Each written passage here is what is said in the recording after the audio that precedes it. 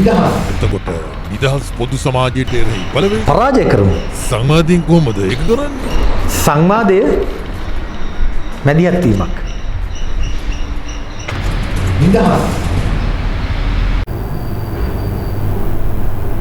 කතාව ඉතාම සරලයි. චීනය, ඉන්දියාව, ඇමරිකාව අපේ රට කොටු කරගෙන ඉන්නවා.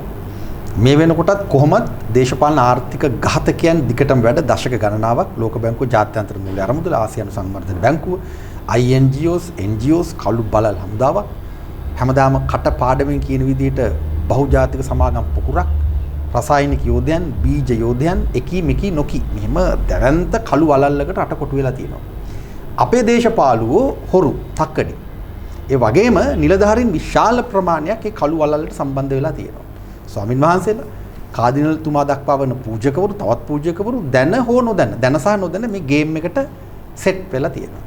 ඊටාම දුෂ්කර මොහොතක්. හැබැයි ඉතිහාසය අපට බල කරනවා මේ රට, අපේ මව්බිම, මේ පොදු සමාජය, සමාජ යුක්තිය වෙනුවෙන් පෙනී හිටින්න වෙන විකල්ප මාර්ග කෙටි පාරවල් නැහැ. ඒ නිසාම නිදහස් සංවාද වැඩබිම විධිමත්ව එක දිගටම ගොඩ නැගෙනවා. අද අපේ විශේෂ අමුත්තා, විශේෂ කිව්වට මේ මොහොතට විශේෂ වුණාට ඔබට විශේෂ නැහැ. විජිත හේරත් නම කිව් සැනින් ඔබ දන්නවා. ජනතා විමුක්ති පෙරමුණේ දිගු කාලීන ඉදිරිපෙළ සමාජිකයෙක්, පාර්ලිමේන්තු මන්ත්‍රීවරයෙක්. අයිබෝන්. විජිත, ඔබව මේ මොහොතට කැටුව එන්න තිබෙන ආසන්නතම හේතුව තමයි පාර්ලිමේන්තුවේදී ඔබ කරන විශේෂ හෙළිදරව් කිරීම. මේ මොහොතට අදාළව කාරණා දෙකක් සම්බන්ධයෙන් මේ කතාව වැදගත් වෙනවා. එක පැත්තකින් චීනය, ඉන්දියාව රසායනික පොහොර වෙනුවට බොරු කාබනික පොහොර කතන්දරයක් දාලා වෙනම වෙළඳපොළ මැජික් එකක් පෙන්වමින් ඉන්නවා ගෝඨාපාලනේ. ඒ කතා දෙකටම අදාළ කරුණු හෙළිදරව් කිරීමක් තමයි පාර්ලිමේන්තුවේදී ඔබ කරන්නේ. අපි එතනින් පටන් ගත්තොත් මේ කතාව හොඳයි කියලා මම යෝජනා කරනවා. පහුගිය 18 වෙනිදා එකපාරටම United Farmers Trust account කියලා ගිණුමකට මුදල් බැර වෙනවා. මහජන බැංකුවෙන් තමයි රුපියල් කෝටි 29ක් මේ මුදල් ට්‍රාන්ස්ෆර් වෙන්නේ. මහජන බැංකුවෙන් පුද්ගලික සමාගමකට මුදල් බැර වෙන්නේ කොහොමද? ඒක බරපතල ප්‍රශ්නයක් වුණා. ඒක තමයි පාර්ලිමේන්තුවේ මම ප්‍රශ්න කරේ. කොහොමද රජයේ මුදල් පාර්ලිමේන්තුවත් දන්නේ නැතුව, කැබිනට් මණ්ඩලයත් ඇත්තම ගත්තොත් දන්නේ නැහැ. දැන් දන්නවා කියලා දැන් කියයි. නමුත් යථාර්ථය නම් දන්නේ නැතුව කොහොමද මුදල් එහෙම බැර වෙන්නේ? හෙළිදරව් වෙච්ච කරුණු අනුව ඉතා පැහැදිලි ආණ්ඩුව කැබිනට් මණ්ඩලයේ තීන්දුවක් ගන්නවා 18 වෙනිදාම. හරියට ගත්තොත් කැබිනට් පත්‍රිකාව අනුමත වෙන්නේ 18 වෙනිදා. දැන් මේ රටේ ඇති වෙලා තියෙන මහා බරපතල පොහොර අර්බුදය නිසා ඉන්දියාවෙන් නැනෝ නයිට්‍රජන් කියන පොහොර වර්ගය ගෙන්නන්න, දියර පොහොර වර්ගය ගෙන්නන්න. 18 වෙනිදාම තමයි තීන්දුව ගන්න. ඒතර ඒ කැබිනට් පත්‍රිකාවේ ඉතා පැහැදිලිව තියෙනවා 4.2 වගන්තියේ ලංකාවේ කොමර්ෂල් පොහොර සමාගමත් එක්ක ගිවිසුමක් අත්සන් කරලා ඒ ගිවිසුම් ප්‍රකාරව කටයුතු කරන්න තමයි කැබිනට් පත්‍රිකාව අනුමත වෙන්නේ. ඒ කියන්නේ ඉන්දියාවේ අදාළ සමුපකාර සමාගම, ඒ නැනෝ නයිට්‍රජන් අපිට ලබා දෙන සමාගමයි මෙහි කොමර්ෂල් පොහොර සමාගමයි අතර ගිවිසුමක් අත්සන් කරන්න කියන එක තමයි අතන තියෙන්නේ. ඒ හරහා තමයි මුදල් ගෙවීම වෙන්න ඕනේ. ඒක ප්‍රශ්නයක් නෑ නේ. රජයේ අනුබද්ධ ආයතනයක් ඒක ක්‍රමවේදය. හැබැයි මොකක්වත් නැතුව එකපාරටම මහජන බැංකුවට රජයේ ඉහළම තැන්වලින් නියෝගයක් එනවා. අදම අර ගිණුමට සල්ලි යවන්න. ඩොලර් වලින් ගත්තොත් ඩොලර් මිලියන 1.257ක්, රුපියල් වලින් ගත්තොත් අද තියෙන ඩොලර් එකේ අගයත් එක්ක කෝටි 29ක්. ඉතින් ඒක තමයි පී.වී. ජයසුන්දර මහත්මයාගේ යෝජනාවක් විදිහට තමයි මහජන බැංකුවට ඒක ආවයි කියන්නේ. අපි අහන්නේ පී.වී. ජයසුන්දර එහෙම නියෝග කරාද? පී.වී. ජයසුන්දර කියන්නේ ජනාධිපති ලේකම්වරයා. ජනාධිපති ලේකම්වරයා මහජන බැංකුවට කිව්වා නම් ඒක වෙන්නේ ජනාධිපති කිව්වා කියන එක තමයි. ඉතින් මේක වෙන දෙයක් නෙමෙයිනේ. ඉතින් ඇත්ත කතාව නම් පොහොර අර්බුදය නිසා දැන් ලොකු ප්‍රශ්නයක් මතුවලා තියෙනවා. ඉතින් හදිසියේ නයිට්‍රජන් ඔය නැනෝ නයිට්‍රජන් ගෙන්නන්න තීරණය කරනවා. නැනෝ රජා. ඒක ගහලා තියෙන තේමනේ නේ. ඊට පස්සේ මේ මැදිහත් වීම හරහා අවසානයේදී අර පුද්ගලික ගිණුමට සල්ලි යනවා. તો පුද්ගලික ගිණුමෙන් ඩොලර් ලක්ෂ 3ක් අර ඉන්දියානු සමාගමට ගෙවලා තියෙනවා. ඊට අමතරව ඩොලර් 50000ක් ෆ්‍රේට් චාර්ජස් ඊට පස්සේ පැල් එක තව ඩොලර් 37000ක් ගෙවනවා. හැබැයි මේ ගිණුම ආරම්භ කරන්නේ 18 වෙනිදා. කැබිනට් පත්‍රිකාව අනුමත වෙන්නේ ඇත්තම ගත්තොත් එදා. ඉතින් මේක මහා අරුම පුදුම විදිහට වෙන්නේ. අසාමාන්‍ය තත්ත්වයක්. එතකොට මේ යුනයිටඩ් ෆාමර්ස් ට්‍රස්ට් කියන සමාගම ඇත්තටම මොහාන් පෙරේරා කියන පුද්ගලයෙක් සහ මුල් ලකුරු කීපයක් තියෙන ජී වීරසිංහ කියන. කියන්නේ කාන්තාවක්. ඇත්තම ගත්තොත් අර මුල් ලකුරු වලින් එකපාරට බැලුවම පිරිමියෙක් වගේ පේන්නේ. නමුත් කාන්තාවක්. ඉතින් මේ දෙන්නගේ තමයි මේ ගිණුම. එතකොට ඒ දෙන්නාගේ නමින් තියෙන සමාගමකට රජයේ සල්ලි දාන. ඊට පස්සේ මේක හෙළිදරව් කරලා මේක පාර්ලිමේන්තුවේ ප්‍රශ්න කරනවා. ප්‍රශ්න කරාට පස්සේ ඒ වෙලාවේ මුදල් රාජ්‍ය ඇමති සේවසිංහ ඇමතිවරයාත් හිටියා. උත්තර දුන්නේ නැහැ. මොකද දන්නේ නැත්තම් කරුණු හොයලා අද හෙටම පාර්ලිමේන්තුවට අද කියන්න බැරි නම් මාධ්‍ය සාකච්ඡාවකදී හරි මේක රට කියන්න කියලා. දැන් ඕකත් එක්ක තමයි මහින්දානන්ද කුෂ්කර්ම ඇමතිවරයාට මේක ආරංචි වෙලා කලබල වෙලා හිඳාඩිය දාලා මේක ගිහිල්ලා හොයලා බලලා එතකොට තමයි මේව හොයන්නේ. නැත්තම් මම පුද්ගලික විශ්වාස කරනවා එතුමා දැනන් හිටියෙත් නැහැ. එතුමා කැබිනට් පත්‍රිකාව දැම්මට එතුමාගේ නමින් සල්ලි කොහොමද ගියේ ගිණුමට ගියේ කොහොමද ඒවා මොකක්වත් දන්නේ නැහැ. පස්සේ මම ප්‍රශ්න කරාට පස්සේ හොයාගෙන උත්තරයක් දුන්නා. ඒ දීප උත්තරේ කිව්වේ ඉන්දියානු රජයේ මැදිහත් වෙලා ඒ වෙනුවෙන් ලංකාවේ මහා කොමසාරිස් කාර්යාලයේ මැදිහත් වෙලා ඉන්දියානු සමාගමේ ලංකාවේ නියෝජිතයා විදිහට තමයි තරවකාර කොන්ත්‍රාත් සමාගම විදිහට තමයි ඔය මොහන් පෙරේරාගේ සමාගම කටයුතු කරන්නේ. ඒ අනුව තමයි අපි ඒ පුද්ගලික සමාගමට සල්ලි ගෙව්වේ කියන්නේ. ඉතින් මේක පට්ටපල් අමූලික බොරුවක්. මොකද එහෙම දෙයක් සිද්ධ වෙලා තිබුණේ නැහැ. එහෙ ඒජන්ට් විදිහට එහෙම නම් කරලා තිබුණෙත් නැහැ. මේක හෙළිදරව් වෙලා මේ ප්‍රශ්නේ ආందోලනයකට ලක් වුණාට පස්සේ තමයි ඉන්දියානු මව් සමාගමෙන් ඊමේල් එකක් යවනවා මෙහෙට මාධ්‍ය වලට දානවා by whom concern. එහෙම ඒවා නැහැ නිලු. එහෙනම් කෙලින්ම රජයේ මුදල් ඇමතිවරයාට කුෂිකර්ම ඇමතිවරයාට යවන්න ඕනි අපි වෙනුවෙන් කටයුතු කරන කොන්ත්‍රාත් සමාගම මේක කියලා. එහෙමනේ ඇඩ්‍රස් කරන්න ඕනේ. by whom concern කියලා මේක ඕන කෙනෙකුට කියලා එහෙම ඒවා නැහැ නේ. එතන මේ පස්සේ වෙනවා මේගොල්ලෝ තමයි කොන්ත්‍රාත් ලංකාවේ ඒජන්ට්වරු කටයුතු කිරීම සඳහා බලතල තියෙන. හැබැයි එහෙම තිබ්බා වුණත් එහෙම සල්ලි ගෙවන්න බෑ. මොන අපි මව් සමාගමට කොමර්ෂල් බැංකුවත් එක්ක ඇග්‍රීමන්ට් ගහලා මව් සමාගමට තමයි සල්ලි ගෙවන්න ඕනේ. ඒජන්ට්ලට ගෙවන්නේ නැහැ. මව් සමාගම තමයි ඒජන්ට් කමිෂන් එක දෙන්නේ. ඒක තමයි සාමාන්‍ය කවුරුත් දන්න ක්‍රමය. ඉතින් මෙතන පැහැදිලිව රජයේ මුදල් ප්‍රසම්පාදන ක්‍රියාවලිය උල්ලංඝනය කරලා තියෙනවා. පාර්ලිමේන්තුවේ තියෙන මූල්‍ය බලය අයිතු විදිහට පාවිච්චි කරලා තියෙනවා. මේ සම්බන්ධයෙන් තමයි ප්‍රශ්න කරේ. ඒ සම්බන්ධයෙන් මාධ්‍යවල ප්‍රචාරය වුණා. ඒකත් එක්ක තමයි අරුණ පත්තරේ ප්‍රධාන කතුවරයා සහ තවත් මාධ්‍යවේදීන්ව පහවදාම CID එකට කැඳවනවා ප්‍රශ්න කරනවා. පස්සේ කුෂ්කර්ම රාජ්‍ය අමාත්‍යාංශය සහ කුෂ්කර්ම අමාත්‍යාංශ ලේකම්වරුත් කැඳවනවා. දැන් ඇත්තට මේක හෙළිදරව් කරපු අය තමයි ප්‍රශ්න කරන්නේ. මාව ප්‍රශ්න කරන්න බෑනේ පාර්ලිමේන්තුවේ කියපු නිසා මට තියෙන බලයත් එක්ක. අර මාධ්‍යවේදීන්ව ප්‍රශ්න කළා මේක හෙළිදරව් කරපු මෙතන වෙච්ච අයථා ගනුදෙනුව ගැන කරුණු ඉදිරිපත් කරපු අයව දඩයම් කරන්න හදනවා. හැබැයි අර මොහන් පෙරේරායි ඒ අර කාන්තාවයි ඒ කරපු අයථා මූල්‍ය ගනුදෙනුව වහන. ඉතින් මේක ඇත්තටම තාම බරපතල අයථා ගනුදෙනුවක්. මේක නීත්‍යානුකූල නැහැ. අනිවාර්යෙන් කැබිනට් පත්‍රිකාවට අනුව කොමර්ෂල් බැංකුවත් එක්ක ගිවිසුමක් යන්න ඕනි. දැන් පස්සේ මම ඒකත් කියන්න ඕනේ දැන් මේ පළවෙනි වතාවට ඒක මේ කියන්නේ කොමර්ෂල් පොහොර සමාගම එකතු කරගෙන පරණ දින දාලා ගිවිසුම් හදන ක්‍රියාවලියකුත් යනවා කියලා ආරංචි. හැබැයි එහෙම යන්න බෑ. මොකද කැබිනට් පේපර් එක 22 තමයි මට මතක ඇත්තේ පාර්ලිමේන්තුවේ මම මේක හෙදරව් කරන්නේ 22. ඒතර ඒ අතර ඊට එහා දිරයක් ගන්න බෑ. මොකද කැබිනට් පේපර් එකේ තියෙන 18නේ අනුමත වුණා කියලා. ඉතින් එහෙනම් ඊට මෙහා දාන්න ඕනේ. හැබැයි ඊට මෙහා දිනයක් දැම්මත් 18 සල්ලි කියලා ඉවරයි. 18 තමයි බැංකුවෙන් සල්ලි ට්‍රාන්ස්ෆර් වෙන්නේ.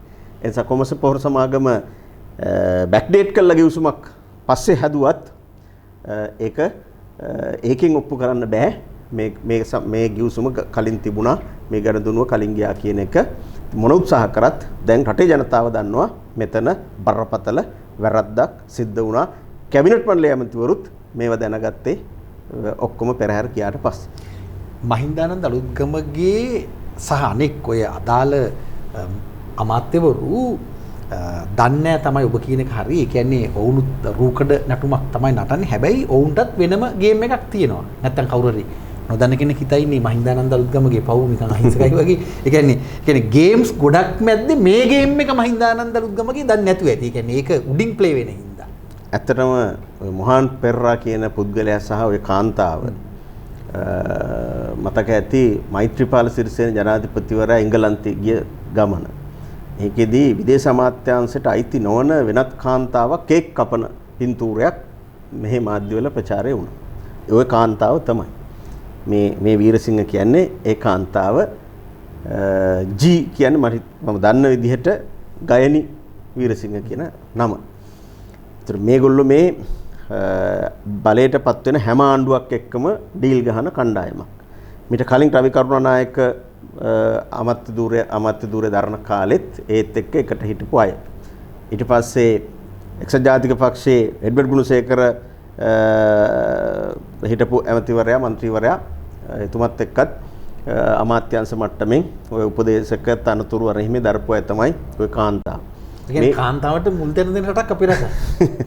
මේ જાති වැඩවලට කාන්තාව ඉස්සරහට දැම්ම හරි ලේසිනේ. එතකොට ඕන කෙනෙක් ටක් ගාලා අහුවෙනවා. ඉතින් නිමල් සිරිපාල ඇමතුමත් එක්ක එකට ෆොටෝ ගාලා යනවා. ඉතින් සිරිපාල ඇමතුමත් ඒ උපරිම සුසුකම් ඇය ලබා තිබෙනවා. තියෙනවා. ඒ අයව යොදාගෙන බිස්නස් එක යනවා. දැන් ඊයේ රාත්‍රිය වෙනකොට හෙළිදරව් වෙච්ච අලුත්ම එක තමයි. දැන් මේගොල්ලෝ ඊට පස්සේ මේ කියන මොහාන් පෙරරාගේ ඔය සමාගම නිවේදනයකුත් කරා නෑ මෙතන එහෙම එකක් නෑ. ඔය කියන ගිණුම තියෙන්නේ ප්‍රධාන සමාගම් 4ක් එකතු වෙලා තමයි මේක හදලා තියෙන්නේ. මීට කලින් ඉඳලම කාබනික පොහොර නිෂ්පාදනයට මැදිහත් වෙලා තියෙනවා. පව්නේ. අනුරාධපුරේ මිහින්තලේ එහෙම ඉඩම් අරන් තියෙනවා කියලා. හැබැයි ඊයේ අපි හෙළිදරව් වුණා අර කියන සමාගම් 4 මේ දෙන්නගේ. මේ දෙන්න. මේ දෙන්නගේ නම් තමයි ඒකේ තියෙන්නේ. ඉතින් මේ දෙන්නගේ නමින් විවිධ කම්පැනි හදලා එනේන ආණ්ඩුවත් එක්ක ඇමතිවරුත් එක්ක එකතු වෙලා ඩීල් දාලා අතයටින් එක කෙනා ගනුදෙනු හොයාගන්නවා. අන්තිමට හැම දේශපාලච්චයෙක්ම සහ හැම ඔය කියන නිලධාරී ඔයකට සම්බන්ධ නිලධාරීන් මේවට අහු වෙනවා. දැන් ප්‍රශ්නයක් තියෙනවා. ඔබ පාර්ලිමේන්තු මන්ත්‍රීවරයෙකුත් නිසා දිගු කාලින අත්දැකීම් තියෙන නිසා බරපතල ප්‍රශ්නයක් මෙහන් හදන ප්‍රශ්නේ. දැන් තිරුකුමාර නඩේසන්ට පැන්ඩෝරා චෝදනා එනකොට ඔහු ජනාධිපතිවරයාට කියනවා මේක ගැන හොයන්න කියලා. දැන් ඔබේ පාර්ලිමේන්තු කරුණු හෙළිදරව් කිරීමෙන් පස්සේ අරුණ පුවත්පත මේ කරුණු හෙළිදරව් කරනකොට පී.බී. ජයසුන්දර කතාවේ හැටියට වාර්තා කරන විදිහට අපරාධ පරීක්ෂණ දෙපාර්තමේන්තුවට කියනවා වහම මේක හොයන්න කියලා. කියන්නේ පොලිස්පතිට නියෝගයක් දෙනවා. මේ නෛතික ස්වභාවය එහෙම නැත්නම් මේ කියන්නේ මේකට වචනෙකුත් නැහැ. අතර මෙතර විකෘතියක් ප්‍රජාතන්ත්‍රවාදයේ තුල මේ තත්ත්ව ඔබ කියවගන්නේ කොහොමද? ඒ කියන්නේ චුදිතයා කියනවා ගිහිල්ලා මේක හොයපන් කියලා. මෙහෙමනේ. දැන් පී.බී. ජයසුන්දර මහත්මයා ලිඛිතව මහජන බැංකුවට දාපු ලියුමක් නැහැනේ. එතකොට එයා දන්නවා රයිට්. මම මේක කිව්වයි කියන එක. මම මේක ටෙලිෆෝන් එකෙන් හරි බැංකුවේ උසස් නිලධාරි ගෙන්නලා වාචිකව කිව්වයි කියන එක ඔප්පු කරගන්න බෑ. ඒතර එයා ඒක දන්නවනේ. එතකොට ලිඛිතව ලිඛිත යවන්න පුළුවන් තත්ත්වයක් නැහැ. මේ 18 වෙනිදා කලබලේ ඕපන් කරපු ගිණුම්. එදාම තමයි ගිණුම ඕපන් කරන්නේ. දැන් මේක දැන් සල්ලි දාන්න මේ account එක ඕපන් කරන්නෙත් එදාමයි. එතකොට ඩෙන්ටි කාඩ් ලිඛිතව තිබුණත් දැන් තියෙන තත්ත්වය තුල මේ පස්සේකේ මේ අත්සන් ඉතින් මගේද මගේ නොවන වගේද මට හොයාගන්න බෑ කියලා. මුදිත ජයකොඩි කියන්න වගේ. මෙයාත් කියයි මගේ වෙන්නත් පුළුවන් නොවෙන්නත් පුළුවන් කියලා. ඉතින් ඇත්තම ගත්තොත් මේවා මේ කෝල් වලින් එහෙම වෙන දේවල්නේ. ඊට පස්සේ ඔප්පු කරගන්න බෑ. එතකොට අර මාධ්‍යවේදීන් ප්‍රශ්න කරවන්න තැනට එන්නේ කොහොමද පී.බී. ජයසුන්දර නියෝග කරා කියලා කියන්නේ. දැන් ඔප්පු කරන්නකො. රයිට්. ඔකට ගමේ කියන්නේ කාලවරෙන්කෝ. දැන් පැන්ඩෝරා account සම්බන්ධයෙන් ගත්තත් කවුරුත් දන්න එක තමයි ලෝකයේ තියෙනවා විවිධ දූපත් මේ වගේ account පවත්වාගෙන යනවා බදු නිදහස් tax haven island ඒගොල්ලන්ගේ රූල් එක තමයි ඒවැ රහස් එළිදරව් කරන්නේ නැහැ. තිරුණඩේශන් මහත්තයා දන්නවා අපි කොච්චර මෙහෙ පරීක්ෂණ කරත් අන්තිමට ගිහිල්ලා එහෙ ජර්සි අයිලන්ඩ් වල තියෙන account එකෙන් අහන්න එපා. ඒ රටෙන් අහන්න එපා. ඒගොල්ලෝ දෙන්නේ නැහැ. පරීක්ෂණ ඉවරයි. ඒතර දැන් මෙහෙන් අල්ලස් එයා බය නැතු කියන්නේ ජනාධිපතිට පත් කරන්න විනිශ්චයකාරවරයෙක් කියලා. හිටපු විනිශ්චයකාරවරයෙක්. එතකොට ජනාධිපතිවරයා ඊට පස්සේ අල්ලස් කොමිසම හරහා පරීක්ෂණ කරන්න කියන්නේ. අල්ලස් කොමිසමේ කවුද ඉන්නේ? ඊවා වනසුන්දර මහත්මිය. ඊවා වනසුන්දර මහත්මියගේ භාවිතාව දන්නෝ. ඒ නිසා අල්ලස් කොමිසමෙන් මේකට පරීක්ෂණ වෙලා මේකට සාධාරණ ඉෂ්ට වෙන්නේ නැහැ. මේ පරීක්ෂණ කියන්නෙම චූදිතයා නිදහස් කරන පරීක්ෂණය. පස්සේ අවුරුද්දකින් එකමාරකින් කියයි ඔප්පු කරගන්න බෑ. එහෙම දෙයක් වෙලා නැහැ. මෙයාට මේ සල්ලි ගියා කියලා තහවුරු වෙන සාක්ෂි කිසිවක් නැත. ඒ නිසා නිදොස් කොට නිදහස්. සාම විමර්ශන කරන විදිය අර දිල්රුක්ෂී ඩයස් වික්‍රමසිංහ ඔප්පු කරලා පෙන්නුවනේ නේ. මෙහෙමයි කරන්න කියලා ඊටම සරලව කිව්වා. අරමුණ මොකක්ද? මෙයා නිදහස් කරගන්නද මෙයාව හිර කරන්න. නිදහස් කරගන්න නම් ඒකට ඕන තරම් ක්‍රම පාවිච්චි කරලා කරන්න පුළුවන්. ඉතින් මේ රාජපක්ෂ පාලනයෙන් රාජපක්ෂවරුන්ගේ සල්ලි හැංගුවයි කියන එක හෙළිදරව් වෙයි කියලා හෙළිදරව් කරයි. ඒවා පරීක්ෂණ කරලා රටේ ජනතාවට ඔප්පු කරලා කියයි කියලා එහෙම හිතනවනම් අපි මෝඩේ. හැබැයි දැන් ඔබ එකඟයිනේ දැන් මගේ යෝජනාව ගෝඨා පාලනය සමානයි යහ පාලනය. දෙක ඉක්වල්. ඒ කියන්නේ දැන් ගෝඨා පාලනය නඩු ගලවගෙන යනවා මොන නඩුද යහ පාලනේ දාපු බොරු නඩු ටික. ඒ කියන්නේ ඒවා හදලා තින්නේ හරියටම විජිත බැලුවොත් සිදුරු තියලා. ඒ කියන්නේ ඔබට විරුද්ධව චෝදනා ගොනු කරන මම ඇහැක් ගහලා. ඒ කියන්නේ ගලව ගන්න පුළුවන් වෙන තමයි හදන්නේ. දැන් අර ওই මල්වානේ ගෙදර සම්බන්ධ නඩුව වෙනම කේස් ස්ටඩි එකක් කරන්න ඕනේ. දැන් අර මේ වරලත් වාස්තු විද්‍යාඥයා කියන මේ යෙදුම් වලටත් ලැජ්ජා හිතෙන කතා ඒවා. ඉතින් දැන් මේ අත්සන මගේද විය හැකිය මගේද නොවිය හැකිය මට කිසිවක් මතක නැත කට්ටියක් ඇවිල්ලා මගෙන් අත්සනක් ගත්තා කියන කතා අධිකරණය පිළිගන්නවා කිව්වහම ඒ කියන්නේ අපි වැටිලා ඉන්න තැන දැන් යහපාලනය නවත්තපු තැනින් ගෝඨා ඒ වේගෙම පාලනය ඉදිරියට ගෙනියනවා කියන මගේ යෝජනාව මම මේ ඔබට කරන්නේ. දැන් ඇත්තම එකම සිස්ටම් එකනේ මේ යන්නේ. සර් ඔබ කලින් කිව්වාගේ අර කාන්තාවගේ නමක් කිව්ව ඔබ කවුද මේ? ගයනි වීරසිංහ. ගයනි වගේ. එහෙම ගයනිලයි වීරසිංහලා හැමතැනම ඉන්නවා අය වලලු විදියට. ඔව්. කවුරු ආවත් එකයි. ව්‍යාපාරික චෞර බලල්ලක් ඉන්නවා. ඇත්තටම මේ අවංකව ව්‍යාපාර කරන බහුතරයක් මේකට අහු වෙන්නේ නැහැ. හැමදාම ඕනම ආණ්ඩුවක් බලයටපත් වෙනකොට ඒ ආණ්ඩුවේ දේශපාලඥයෝ ඇමතිවරුත් එක්ක සෙට් වෙන ඩීල් ගහන චෞර ව්‍යාපාරික බලල්ලක් ඉන්නවා. හොඳම උදාහරණය පී.බී. ජයසුන්දර. ඉතින් පී.බී. ජයසුන්දර නිලධාරියෙක් විදිහට චන්ද්‍රිකා මහින්ද ඊට පස්සේ යහපාලන කාලේ පොඩ්ඩක් පස්ස ගහලා හිටියා. දැන් නැවත ජනාධිපති ගෝඨාභය රාජපක්ෂගේ ලේකම්වරයා වෙනවා කිව්වහම අධිකරණයෙන් ගෙදර යවපු මිනිහා. අපේ රටේ ආර්ථිකය පහුගිය දශක දෙකමාර ඇතුළත බරපතල කඩාවැටීමට ලක් වෙනවනේ. ඒ මුළු කාලේ පුරාවටම මුදල් අමාත්‍යාංශයේ ලේකම් ධූරයේ දැරුවේ ඊළඟට පර්ක් එකේ සභාපති ධූරයේ දැරුවේ පී.බී. ජයසුන්දර මහත්මයා. රටම විකුණපු චූදිතය හරියටම ගත්තොත් ආර්ථිකය මෙතර කඩාවැටීමට ලක් වෙද්දී ඔහු තමයි මූල්‍ය ආයතනවල ප්‍රධානද. අදත් මුදල් අමාත්‍යාංශයේ ලේකම් කෙනෙක් ඉන්නවා. ආටිගල මහත්තයා ඉන්නවා. හිටියට ඉතින් අපි දන්නවා ආටිගල මහත්තයාද තීන්දුව ගන්නේ අර හින්ද තීන්දුව ගන්නේ කියලා. ඉතින් ජයසුන්දර මහත්තයා ගෝලෙක් විදිහට තමයි ආටිගල මහත්තයාව උතෙන්ට නම් වෙන්නේ. අනිවාර්යයෙන් ඒක කල්ලියක්. ඒවා ප්‍රසිද්ධ දේවල්. ඉතින් ඕකට තමයි පහුගිය කාලේ ආර්ථික ඝාතකයා කියලා මහා ලොකු ආందోලනයක් තිබුණේ. හැබැයි ආර්ථික ඝාතකයා කිව්වට අන්තිමට ඔක්කොම එකට ජනාධිපති ලේකම් ධූරයේ දරලා තමන්ගේ අමාත්‍ය ලියවිල්ල සහතිකය ගන්නෙත් ඔය ආර්ථික ඝාතකයන්ගේ අතින්ම තමයි. කෙටි සටහනකුත් තියන්න ඕනේ. මේක තමයි වෙලාව මේ දෙරණ 360 වැඩසටහනට විමල් වීරවංශ එනවා. දැන් මාස කිහිපයකට කලින් මමයි ඩීල්කයි වැඩසටහන කරන්නේ මාස කියලා අවුරුද්දක් විතර ඇති. විමල්ගෙන් ওই ආර්ථික ඝාතක කතාව මම අහනවා ඒ වෙලාවේ. මේ වැඩසටහන තියෙන අන්තර්ජාලේ YouTube වල බලන්න පුළුවන් දෙරණ. විමල් කියනවා දැන් විමල් තමයි ඉස්සර වෙලාවෙම ওই ආර්ථික ඝාතක කතාව කියන්නේ. විමල් කියනවා දැන් පී.බී. ජයසුන්දර වෙනස් වෙලා හැදිලාලු. දැන් ඒ කියන්නේ වැරදි හදාගෙන නිකන් මිනිස්සෙක් වෙලා කියලා විමල් කියනවා. ඔබ බලන්න ඕනි මම මේ සටහන තිබ්බේ මේ තක්කඩියන් සහ තක්කඩියන්ට එරෙහිව තියෙන මේ විරෝධතාවල තිබෙන කළු ස්වභාවය පෙන්වන්නේ. දැන් මගේ ප්‍රශ්නේ ඊළඟ ප්‍රශ්නේ මම කතා කරලා හරියන්නේ නැහැ. ඔබනේ කතා කරන්න ඕන. දැන් මහින්දානන්ද අලුත්ගමගේ වගේ අය ඒ කෙනෙක් විතරයි. මේ වෙලාවේ කැබිනට් අමාත්‍යවරු විදිහට මේ චෞර නිලධාරි වලල්ලක් ජාවාරම්කාර ව්‍යාපාරික පිරිසක් එක එකතු වෙලා මේ කරන වැඩේ නවත්තන්නේ කොහොමද? ඒ කියන්නේ දැන් ජනාධිපතිවරයා වෙනම ජනාධිපති ලේකම් වෙනම ඊට පස්සේ අමාත්‍යවරු ලැජ්ජ නැතුව ඒවා සාධාරණීකරණය කරන හැටි මහ ජනතාව නොමග යවන හැටි ජනමාධ්‍යත් මේ පැත්තේ කොහොමද මේක බේරගන්නේ? ඇත්තටම මේක බේරගන්න පළවෙනි එක තමයි මේ සිද්ධ වෙන අයථා ගනුදෙනු ඒ වගේම මේ චෞර වලල්ල පිළිබඳව පළමුවෙන්ම ජනතාව දැනුවත් වෙන්න ඕනේ. ඒතර අපේ කාර්යභාරය තමයි අපි මේ ඒක ඉටු කරන්නේ. මාධ්‍යවේදීන් විදිහට ඔබටත් තියෙන්නේ ඒ කාර්යභාරය. මොකද ඇත්තටම සාමාන්‍ය ජනතාව මේව මොකුත් දන්නේ නැහැ.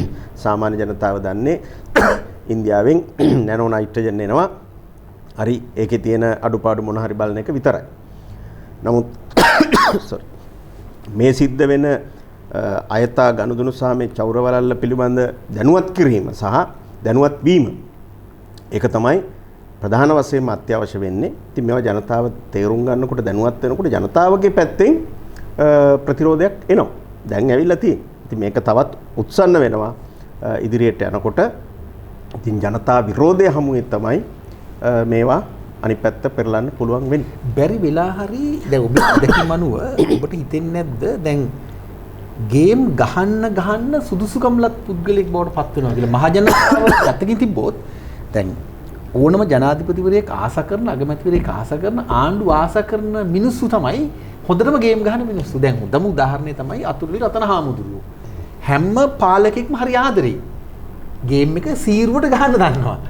එතකොට ඔබ කියන විදිහට අපි මේවා හෙලිදරව් කරන්න මට තියෙන බය පුද්ගලිකව මහජනයාත් හිතයිද නැහැ මෙන්න වැඩෝ මේ තමයි වැඩකාරයෝ කියලා හිතයිද කියන සැකය. මොකද ඔබට හිතෙන්නේ? ඇත්තටම ගේම් ගහන කට්ටිය ගේම් වලින්ම සල්ලි හම්බ කරනවා.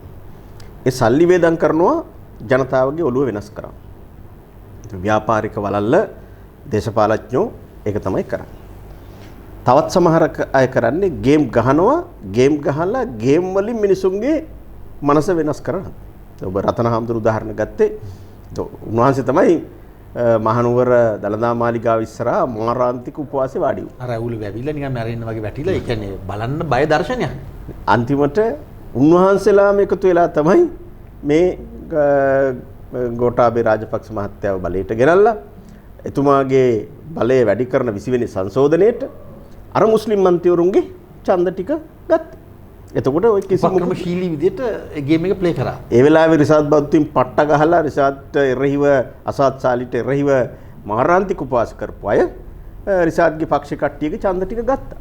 ඉතින් ඒ ගොඩේම වාඩි වෙලා ඉන්නවා. ඉතින් මේක නිකන් මිනිස්සු රවට්ටන්න විරුද්ධයි වගේ පෙනී ඉඳලා ඇත්තම ගත්තොත් විරුද්ධ නැහැ. නමුත් අර විරුද්ධ ජනතාවගේ ඡන්ද ටිකත් වෙන උපක්‍රමයකින් ලබාගෙන ආපහු මේ රාජපක්ෂ පාලනය ශක්තිමත් කිරීමක් කරා. ඉතින් ඒ වගේ අය කරන්නේ අර ව්‍යාපාරිකයෝ වගේ ඒ අර්ථයෙන් ඩීල් නෙමෙයි. නමුත් දේශපාලන අර්ථයෙන් ඩීල් එකක්. දේශපාලන අර්ථයෙන් ගේම් එකක්. ඉතින් එහෙම ගේම් ගහන අය ගොඩක් ඉන්නවා. ඒ අය මතු පිටින් පෙන්නනවා ආණ්ඩුවට විරුද්ධයි කියලා. මිනිස්සු ඉස්සරහ පිටත් ඇවිල්ලා කතා කරනවා මේ ආණ්ඩුව කරන වැඩ වැරදි කියලා. හැබැයි තීරණාත්මක වෙලාවලදී ආපහු ඉන්නේ ආණ්ඩුව රකින්න ආණ්ඩුවත් එක්කමයි. ඉතින් මෑතකදී මුරුත්තෙට්ටුවේ ආනන්ද හාමුදුරුවෝ උන්වහන්සේ ගුරුවරුන්ගේ ප්‍රශ්නය වෙනුවෙන් දැඩි ලෙස පෙනී හිටියා. අන්තිමට 360ක් අනිත් පැත්ත ගැහුවා තීරණාත්මක මොහොතේදී. එතකොට උන්වහන්සේ විශ්වාස කරලා ගුරුවරු ඒ වචනේ පිටිපස්සේ ගියා නම් අන්ත අසරණ භාවයට පත් වෙනවා. සදා අනාතයි. ඉතින් ඒ නිසා ඒ වගේ අයගේ වචන දැන් විශ්වාස කරන්නේ නැහැ. මොකද අද කියන එක නෙමෙයි හෙට ටක් ගාලා වෙනස් වෙනවා. ඒගොල්ලෝ හිටගෙන ඉන්නේ තාම අතන අර කඳවුරේ. ඉතින් මහින්ද රාජපක්ෂ මහත්තයා කඳවුරක් තියනවද උන්ට? කඳවුර කියන්නේ වාසිකම්. එදා වේල ට්‍රැවල්ස් නෙවෙයිද මොකක් හරි වාසියක් එන කඳවුර කියන්නේ වාසි කඳවුර. ඒගොල්ලන්ට ඒ මොහොතට අදාළව ඒ මොහොතට අදාළ වාසි වෙන කඳවුර තමයි ඒගොල්ලන්ගේ කඳවුර. ඒක ඔය චෞරවල ව්‍යාපාරික චෞරවල හරි නිලධාරි වලල්ලා හරි දේශපාලන ඩීල් ගහන කට්ටියට ඒක UNP ද ශ්‍රී ලංකාද මොන පක්ෂද කියන එක අදාළ නැහැ. වාසි පැත්ත කොහෙද? ඒක තමයි තමන්ගේ කඳවුර එතන හිට ගන්නවා. හිට ගන්න මිනිස්සුන්ට තමන් සාධාරණීකරණය වෙන්න බොරු මත ව්‍යාජ මත හදලා ඒ වෙනුවෙන් පෙනී ඉන්නවා. ඉතින් රතන හාමුදුරුවෝ දොස්තර සාපිට එරෙහිව කොච්චර කතා කරා. අද සාපි ගැන මතක් කරන්නවත් නැහැ නේ උන්වහන්සේ. අද උන්වහන්සේට සාපි අමතක වෙලා. දැන් වෛද්‍ය සාපිගේ අර වඳ සත්කම් ඒව මොකක්වත් නැහැ. ඒ කියන්නේ අපවත් වෙලා ඉපදුනා වගේ. අනේ එහෙමනේ කියන්නේ අපි සාමාන්‍ය මිනිස්සුන්ට කියන්නේ උඹ මැරලා ඉපදුනාද කියලා නේ අපි අහන්නේ. ඒ ස්වාමීන් වහන්සේ කෙනකින් අහන්න වෙන්නේ අපවත් වෙලා යලි උපත ලැබුවද වගේ. අරව මුකුත් මතක නැහැ. ඒක පරිච්ඡේදයේ ඉවරලා මේ අලුත්ම එකක් තත්වයක් වගේ තමයි හැසිරෙන්නේ. 2015 දී ඔබ දැක්කම අර යහපාලන වේදිකාවේ නැගපු රතන හාමුදුරුවෝ එක දිගටම කෑ ගැහුවේ කොළඹ බරාය නගරය ගැන. ඒ ගැන කියපු වීඩියෝ පට තිබෙන අන්තර්ජාලයේ තාමත් මම සමහර ඒවා නිදහස් channel එකකට දාලා තිබුණා. ඒව අහද්දී අග කිලිපුලා යනවා. ඒක කියන්නේ ලංකාවේ ඉන්න එක ගෑනු ළමයෙකුටවත් පවතින හම්බ වෙන්නේ නැහැ. විනාශ කළා දානවා නම් කියලා ලිංගික වෙළඳ පොලක් හදනවා. මගේ යෝජනාව මම මතක් කරේ දැන් මම සතියකට විතර කලින් සතියකට ආසන්න කාලයක් ඔබ කියපු මුරුත්පිටු ආනන්ද හාමුදුරුවෝ ඉන්ටර්විව් කරනවා. ඔබට වෙලාවක් තිබුණ බලන්න පුළුවන් මේ channel එකේ තියෙනවා. මට හිතා ගන්න බෑ තාම මම කල්පනා කරනවා උන්වහන්සේ ඇත්තටම දන්නේ නැති කෙනෙක්ද තේරෙන්නේ නැති කෙනෙක්ද මුකුත්ම දන්නේ නැද්ද ඇත්තටම අහිංසකද එක්ක පට්ට කපටිද දෙකනේ වෙන්න පුළුවන් කාට හරි දන්නේ නැහැ වගේ හොඳටම රඟපාන්නත් පුළුවන් ඇත්තටම දන්නේ නැහැ වගේ වෙන්නත් පුළුවන් මම එතනින් කෙලින්ම එන්නේ මේ මොතර අදාළව විශේෂඥ වෛද්‍ය අනුරුද්ධ පාදනීය වගේ දැන් අලුත්ම මඩුල්ලක් හැදිලා තියෙනවා අපි අර දන්න අයට අමතරව මේ පොහොර ප්‍රශ්නයටත් සම්බන්ධව ඔබ කොහොමද විශ්වාස කරන්නේ මේ නිලධාරීන්ගේ එහෙම නැත්නම් උපදේශකවරුන්ගේ මට්ටමට එන ඉගෙනගත්ත බව කියන විශේෂඥ දැනුමක් තියෙන බව කියන දැන් මුරුත්තික ආනන්ද හාමුදුරට එහෙම දැනුමක් නැහැ නේ. එහෙම තියෙනවා කියලා අලුතෙන් මේ වේදිකාවට එන කරලියට එන අය ගැන ඔබේ කියවීම මොකක්ද? ඒකට හොඳම උදාහරණය තමයි රාජපක්ෂ පාලනයේ විශේෂයෙන්ම ගෝඨාභය රාජපක්ෂ බලයට එද්දී වියත්මග කියලා හැදුවා. වියතුන්ගෙන් පිරිච්ච පාර්ලිමේන්තුවක් වියත්තු තමයි. හැබැයි දැන් ඔබ කොහොම කිව්වට ඒ දවස්වල කියත්මග කියලා නේද කිව්වේ? කියත් පක්ෂයයි කිව්ව නේද කියත්මග විපත්මග ඒ ඔක්කොම තිබුණා. දැන් ඇත්තට විපත්මගක් තමයි. එහෙම වියත්මගක් ඇත්තෙත් නැහැ. ඒක විපත් වෙලා විපතට ගිහිල්ලා. ඒ කියන්නේ ඔවුන්ට නෙවෙයි ඔවුන් දිනලා තියෙන දැන් නාලක ගොඩ හේව ගොඩනේ. ඔබ කියන්නේ අනිත් මිනිස්සුන්ට විපතක් වුණා කියලා. ජනතාවට. ඔවුන් ගොඩ ඒ පාර දිගේ. ඒක හරි. ඒ ඔවුන්ගෙනුත් කොටසක් ගොඩ. තව ඒකට අහුවෙච්ච ඇත්ත වියත්තු ටිකක් හිටියා. ඒ මිනිස්සු දැන් අනාථ වෙලා අයියෝ මේ වෙච්ච දේ කියලා කලකිරලා ඒ කියන්නේ කීයට වැඩ කරන්නේ නැති කීයට. ඒගොල්ලන්ට කීයට ඒගොල්ලෝ අහුවෙලා කැපිලා ගිහිල්ලා. කියන්න ගියේ දැන් ඒ වෙලාවේ එහෙම එකක් වතු කරා. ගොඩක් අය හිතුවා දැන් ඔය මහින්දානන්ද අලුත්ගම ගේලා නැත්තම් කළුතර රත්තරන් රෝහිතා බේගුණවර්ධනලා ජොන්සන් පනාන්දුලා වගේ කට්ටිය රණවීරලා වගේ කට්ටිය පාර්ලිමේන්තුවේ එන්නේ නැහැ. ඒගොල්ලෝ සදා ගෙදර එන්නේ අර වියත්තු ටික කියලා. සීතාරම්භේ පොළ වගේ අය. ඒගොල්ලෝ වගේ තමයි ඇවිල්ලා කැබිනට් එක හැදෙන්නේ. එහෙම ආචාර්ය මහාචාර්යවරුන්ගේ විෂය දන්න අයගෙන් තමයි ආණ්ඩුව හැදෙන්නේ කියලා. නමුත් අද මොකක්ද තත්ත්වේ? එහෙම මොකක්වත් නැහැ. දැන් ඉතින් ඕනම මාතෘකාවක් පාර්ලිමේන්තුවේ ආදයක් આવුත් කතා කරන්නේ රෝහිතා බේගුණවර්ධනයි ජොන්ස්ටන් ෆර්නෑන්ඩෝලා. ඒගොල්ලෝ තමයි ආණ්ඩු පක්ෂයේ සංවිධායක තුමා. ඉතින් අර වියත් කතාවක් නැහැ. ඒ වගේම තමයි දැන් එහෙම ආපු කට්ටියත් බකන් නිලාගෙන ඉන්නවා එහෙමනේ අපි කියන්නේ. ඒ ආපු කට්ටිය ඉතින් අපිව හම්බුනාම ඔය තේ බොන වෙලාවට නැත්තම් නිවාඩු වෙලාවකදී මුණු ඉන්නවා අයියෝ අපි හිතපේක නෙමෙයි. අපිත් දැන් මුණ දී ගන්න බැරි අසරණ තත්ත්වයටපත් වෙලා මේ වෙන දේවල් නම් අපිට අනුමත කරන්න බෑ. පළවෙනියෙන්ම සිද්ධ වුණේ ආණ්ඩු බලයටපත් වෙච්ච ගමන් චොකාමල්ලිව පාර්ලිමේන්තු ගෙනාපු එකනේ. කවුද අපේ රත්නපුරේ මිනිමරු චෝදනාවකට ඒ කියන්නේ ඔබට එකවර සීතාරම්භේ පොළේ චොකාමල්ලි මුණ ගැහෙනවද තේ බොන ගම? එකවර එක මේසෙදි හම්බෙලා නැහැ. නමුත් විවිධ අවස්ථාවලදී කතා බහකට යෙදෙනවා. ඒගොල්ලෝ කතා කරනවද? ඔව් ඒගොල්ලෝ කතා වෙනවා. ඒගොල්ලෝ අතර ඒ සම්බන්ධිත එක පක්ෂයක ආණ්ඩු පක්ෂ කණ්ඩායමනේ. ඉතින් හෘද සාක්ෂිය තියෙන ඇත්තටම අවංකව පොඩි හෝ හැඟීමක් තියෙන අයට මේක ඉතින් අමාරුයි දරා ගන්න. එහෙම ඉන්නවද ඇත්තටම? එහෙම අය ඔබ කියන්නේ ඉන්නවා නම් කියලාද නිකන් අනුමාන කරලාද? මෙහෙමයි ඉතින්. සමහර අය මං කියන්නේ මේ ගොඩක් ඉන්නවා කියලා. එක්කෙනෙක් දෙන්නෙක් ඉන්නවා. ඒ එක්කෙනා දෙන්නට මේක දරා ගන්නත් බෑ කියා ගන්නත් බෑ. ඉතින් අර හිතේ තියෙන ඔබට උන් එලිදරව් කරන්න බැරි ලෙඩක් වෙයි එතකොට නේ. ඊට පස්සේ නරක් වුණොත් එහෙම. දැන් මට ප්‍රශ්නයක් වෙන්නේ නැහැ. නෑ මං කියන්නේ ඊට පස්සේ ඔවුන් නරක් වෙයි මං හිතන්නේ. ඔවුන්ට තෝරගන්න වෙනවා පවතින්න නම් මේක හරියන්නේ නැහැ ඊට පස්සේ අතෙන්ටම යන්න ඕනේ කියලා. දැන් කොහොමත් දැන් ඒගොල්ලෝ හැබැයි ඒගොල්ලෝ කරන වැඩේ තමයි අන්තිම මාරාන්තික සහ දරුණු. මම කියන්න ගියේ ඒක. ඒ කියන්නේ හිතට දැනෙනවා මේක වැරදි කියලා. දැන් චොකාමල්ලි හරි රණවීර හරි ඔය මොන හරි මේ ඒ જાති කතාවක් කියන එක වැඩක් කරන එක මිනිසුත් දන්නවා. ඒක ඒ චරිතය එහෙම තමයි. ඒ තමයි චොකාමල්ලි. හැබැයි මහාචාර්ය අහවලා ඉතින් පෙනී ඉන්න කෙනා උගතා බුද්ධිමතා දැනුවත් මේක අපරාධයක් මේක වැරද්දක් තමන්ගේ හෘද ශාස්ත්‍රයත් එකඟ නැහැ ඒත් ඒ වෙනුවෙන් පෙනී. එතකොට නිහඬ වීමත් ඇත්තනම පෙනී සිටීමක් ඒකට සහාය දීමක් සමහරු නිහඬ වෙන්නෙත් නැහැ වෙන විදිහට මේක අර්ථකථනය කරනවා. ඒ කියන්නේ ඒ තියෙන ධනේශ්වර සහතිකේ මොකක් හරි ලැබිච්ච මහාචාර්යකම හරි ආචාර්යකම හරි මිනිසු තුල තියෙන යම් කිසි හෝ පිළිගැනීම කියන එක පාවිච්චි කරනවා අර වගේ අපරාධකාරයන් සහ අපරාධයන් ආරක්ෂා කරන්න. ඒක තමයි වඩාත්ම දරුණු සමාජයේ තේරුම් ගන්න ඕනි එතන තමයි මාරාන්තික පහර තියෙන්නේ. චොකාමල්ලි જાති වැඩක් කරනවා කියන එක මිනිසුත් දන්නවා සමාජෙත් දන්නවා රටත් දන්නවා ඒක ලොකු ප්‍රශ්නයක් නෙමෙයි. හැබැයි මේ වගේ අය විවිධ න්‍යායික පැහැදිලි කිරීම් වලින් ආරක්ෂා කරන එක තමයි වඩාත්ම දරුණු. ඒක චොකාමල්ලිලා කරන අපරාධ වලට වඩා දරුණු. ඒ වගේම තමයි අනුරුද්ධ පාදිනී මහත්තයා කරන අපරාධ. දැන් මේ පොහොර පිළිබඳ ප්‍රශ්න. කුෂිකර්මයේ පිළිබඳ අංශු මාත්‍රයක හෝ න්‍යායික දැනුමක් ප්‍රායෝගික අවබෝධයක් තියෙනවා නම් මේ ඔලොමොට්ටල තීන්දුව මේ විදිහට ගන්නෙ නැහැ. ඇත්තටම ගත්තොත් මහ කන්නේට කාමනික පොහොර දාන්න කියලා යල කන්නේ තීන්දුව කරනවා. කාමනික පොහොර හදන්න යාන්ත්‍රණයක් ඇත්තෙත් නැහැ. කාමනික පොහොර නිෂ්පාදනය කරලා ඒවා ගොවි ජනතාවට ලබා දීම සඳහා යාන්ත්‍රණයක් හදලත් නැහැ.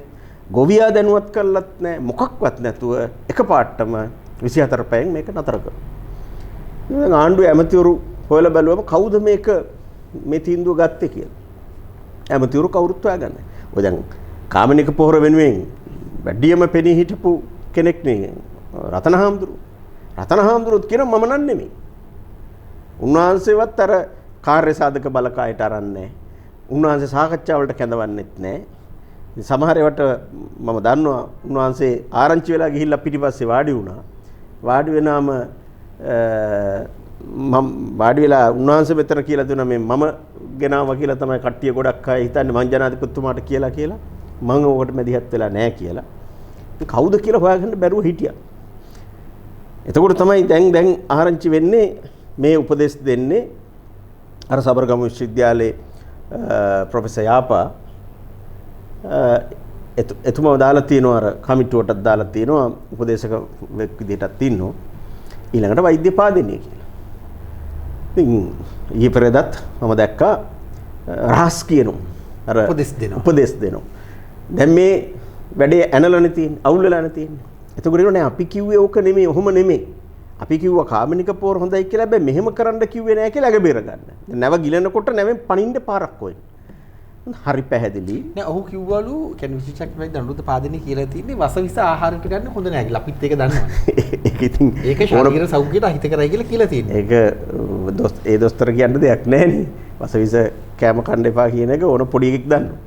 ඔබට හිතෙන්නේ නැද්ද මම බාධා කරලා ඔබෙන් අහන්න ඔබට හිතෙන්නේ නැද්ද අපි මේ දකින්නේ විහිළු කතාවක් චීනයයි ඉන්දියාවයි ප්‍රොජෙක්ට්ස් දෙක ප්ලෑන් කරා.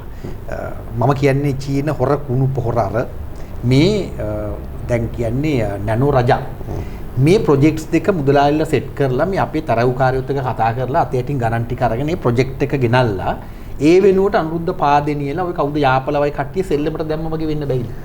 මෙහෙම ඒගොල්ලෝ තමයි මේකේ ඔවුන්ද මාස්ටර් මයින්ඩ් එක ඔබ හිතන්නේ අපේ කට්ටිය ආචාර ධූරය වෛද්‍ය ධූරය පාවිච්චි කරනවා මිනිස්සුන්ගේ ඔළුව මනස වෙනස් කරන්න. ඒ කියන්නේ අර ඔපරේෂන් එක ජනගත කරන්න මේගොල්ලෝ යූස් කරන්නේ නැති පැහැදිලිවම. එහෙම කෙනෙක් ඕනිනේ ප්‍රොඩක්ට් එක සමාජගත කරන්න විකුණ ගන්න. ඒ කියන්නේ අර හෙන ගහනකොට වීසි කරන නාරස්සන වගේ අර යකඩ ඉන්න වගේ තමයි අනුරුද්ධ පාදිනී පාවිච්චි කරන්නේ මම කියන්නේ. හරි හරියටම හරි. ඒකේ බිස්නස් එක අර කට්ටිය කරනවා. ඒගොල්ලෝ වැඩේ කරලා තියෙන්නේ ගාන්ට. පීබී ජයසුන්දරලගේ අර කළු වලල්ල ජනාධිපතිවරයාගේ උපදෙස් මත ඒගොල්ලෝ දැනගෙන කරන්නේ ඔක්කොම. නනෝ රජා පිටිපස්සේ මොහන් පෙරරා ඉන්නවා. අන්න හරි. ඊළඟට චීන පොහොර පිටිපස්සේ අබේසිංහ ඉන්නවා. එතකොට අබේසිංහ ලෝලිතා අබේසිංහ ඉන්නවා. ලෝලිතා අබේසිංහ ගාමිණී සෙනරත්ගේ ඥාති සහෝදරයා කසින් බ්‍රදර්. එතකොට දැන් හරි පැහැදිලිනේ. එතකොට මෙහෙ ගන්නවා තීන්දුවක් මට මතකයි මේ කාබනික පොහොර ආනයනය කරන ලෑස්ති වෙනකොටම අපි පක්ෂ විදිහට පළවෙනි වතාවටම කිව්වා මේ හදන්නේ චීනේ කුණු කන්දල් ටික මෙහෙට ගේන්න කියලා. ඒක ගෙනාවොත් මාරාන්තිකයි රසායනික පොහොර භාවිතයට වඩා හානි කරයි කියලා. කිව්වා වගේම අන්තිමට චීනෙන්මනේ ගෙනාවේ. දැන් නැව දැන් මේ මොහොතට අදාළව මේ අහස පොළව නුහුලන කතා මේව ගම්මල කියන්නේ හිමයි අපි ඉස්සර අපේ අම්මලා තාත්තලා. ඒ නැව චන්ද්‍රිකා තාක්ෂණයට යටින් හොරෙන් නම වෙනස් කරගෙන ඇවිල්ලා මේ හම්බන්තොට පැත්තේ මුහුද කැරක් කැරක තියෙනවා. තාම මේ දැනුත් තියෙනවා. ඉතින් ජොන්ස්ටන් ෆර්නෑන්ඩුලට කවුද ඔබ කිව්වේ රෝහිත අබේගුණවර්ධනට මේක මෙහෙම කරද්දී හැබහලා ගන්න පුළුවන්. ඉතින් ජාතික ආරක්ෂාව තහවුරු කරන ජාතික ආරක්ෂාව ස්ථාපිත කරන්න තමයි ආණ්ඩු මාරු කරේ. ගෝඨාභය රාජපක්ෂ මහත්තයා බලයට ආවේ මේ ප්‍රධාන කේක. ඉතින් අපේ රට නැවක් ඇවිල්ලා තියෙනවා. අපි දන්නේ. ඉතින් එක්ස්ප්‍රස් පර්ල් නෞකාවේ කතාව බලනකොට දැන් දයාරත්නායක හිමීට මාරු වුණා. මගේ යෝජනාව දයාරත්නායකව මේ ගේම් එකට දාලා ගේම් එක ඉවර කරලා අයින් කරා කියලා මම කියන්නේ. මගේ යෝජනාව.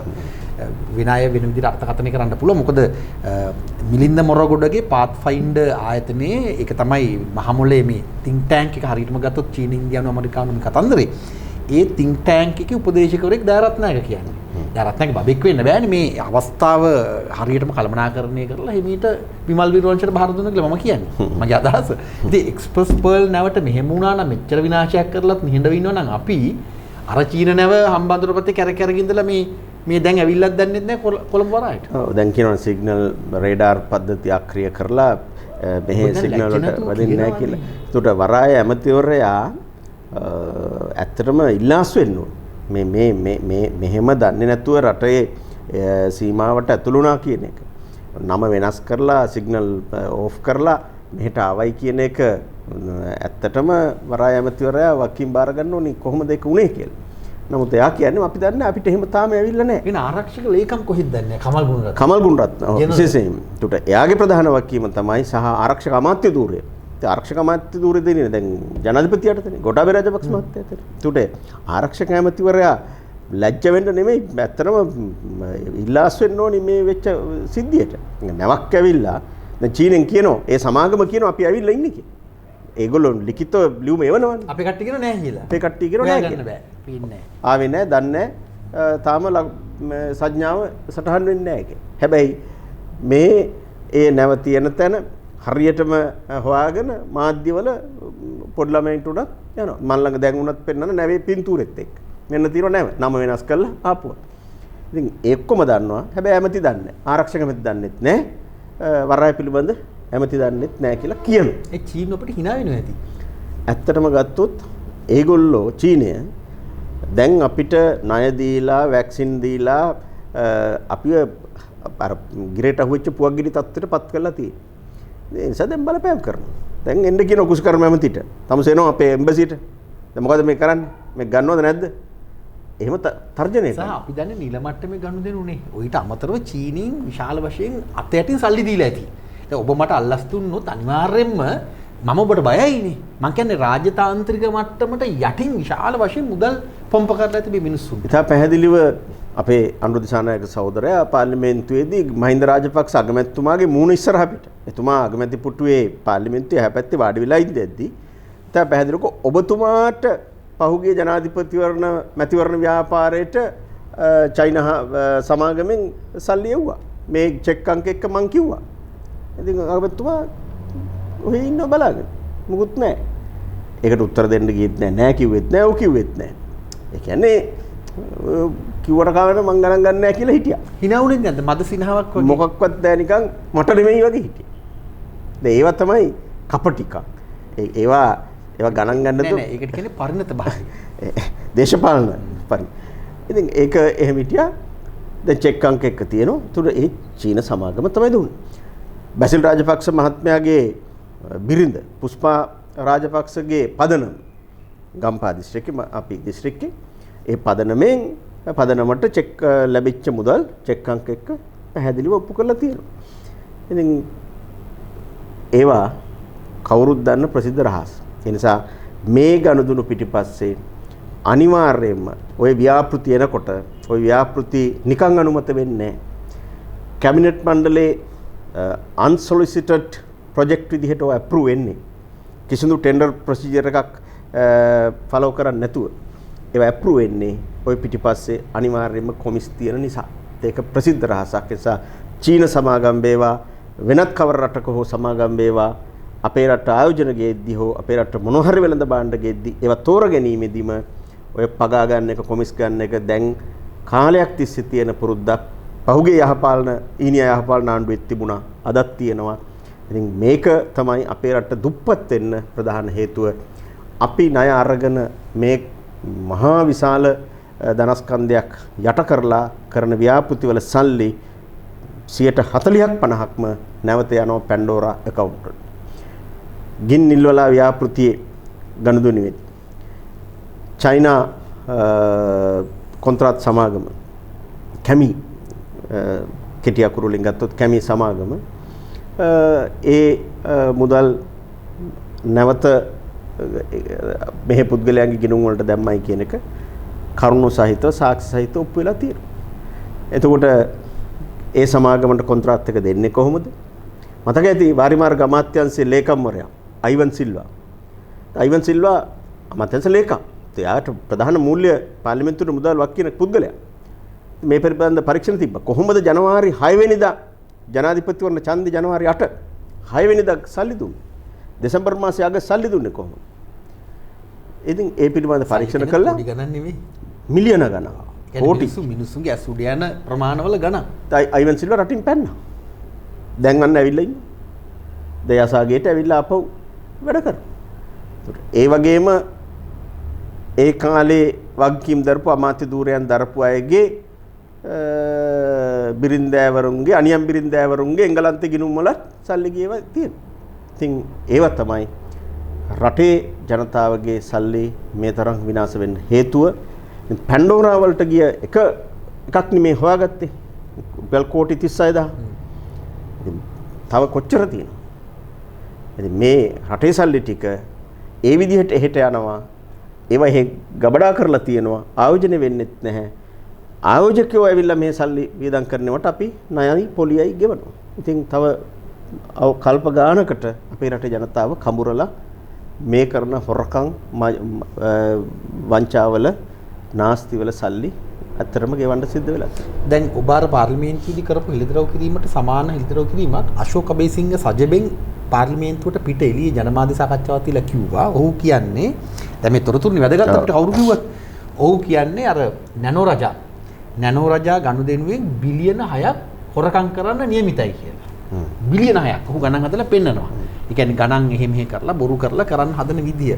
තාම දරුණු තත්ත්වයක් මෙතන තියෙන්නේ. මගේ දැන් ඊළඟ ප්‍රශ්නේ මේ සංවාදයට අදාළයි. දැන් ඔය මේ පැන්ඩෝරා පේපර් සම්බන්ධයෙන් තිරුකුමාර නඩේසන්ට දැවැන්ත චෝදනා එල්ල වෙන මොහොතේ ඒ දිනේම ජනාධිපතිවරයාට මේ ලිපිය යවන මොහොතේම අරුණ පුවත්පත සැලසුම් කරනවා තිරුකුමාර නඩේසන්ව අර දත් මැදලා කොණ්ඩේ කපලා නියපොතු කපලා නිකන් නාවලා ගන්න සලස්මක් හදනවා. හදලා දින 5කට පස්සේ අරුණ පුවත්පතේ සතියග සංවාදයක් ගොඩනගනවා තිරුකුමාර කොච්චර සොඳුරු මිනිහෙක්ද මේ අහිංසක මේ ලබැඳියාවන් නැති කිසිම මේ අර කොන්ෆ්ලික්ට් ඔෆ් ඉන්ටරෙස්ට් එකක් නැති අහිංසක මිනිහා කොහොමද මේ සල්ලි වියදම් කරන්නේ ඒව ගැන දෙවන්ත මේ ජනමාධ්‍ය මැදිහත්වීමක් කරනවා ඒ සම්බන්ධයෙන් අපි නිදහස් සංවාද වැඩවීමේදී කතා කරුවා ඒකයි මම මේ ඔබට යෝජනා කරන්නේ දැන් ඔබේ ප්‍රශ්නේදී ඔබ ගැන කතා නොකරන පිබි ජයසුන්දර අර පුවත්පතේ අරුණ පුවත්පතේ ජනමාධ්‍ය කරුවන්ව ප්‍රශ්න කරනවා කියලා පුවත්පත කියනවා. ඒ පිබි ජයසුන්දර කිව්වා කියලා. මේ අරුණ පුවත්පත දැන් ඔබ මේ වගකීම ගන්න එපා මමයි මේ ජනමාධ්‍ය කරුව කියන්නේ මේ කතාව කියන්නේ ඒ පුවත්පත හිමිකරුවා දිලිත් ජාවේ. දිලිත් ජයවීර කියන්නේ ගෝඨාභය රාජපක්ෂගේ දකුණු අත. ඒ කියන්නේ එකටම මේ වැඩ වාසය කරන දෙන්නේ.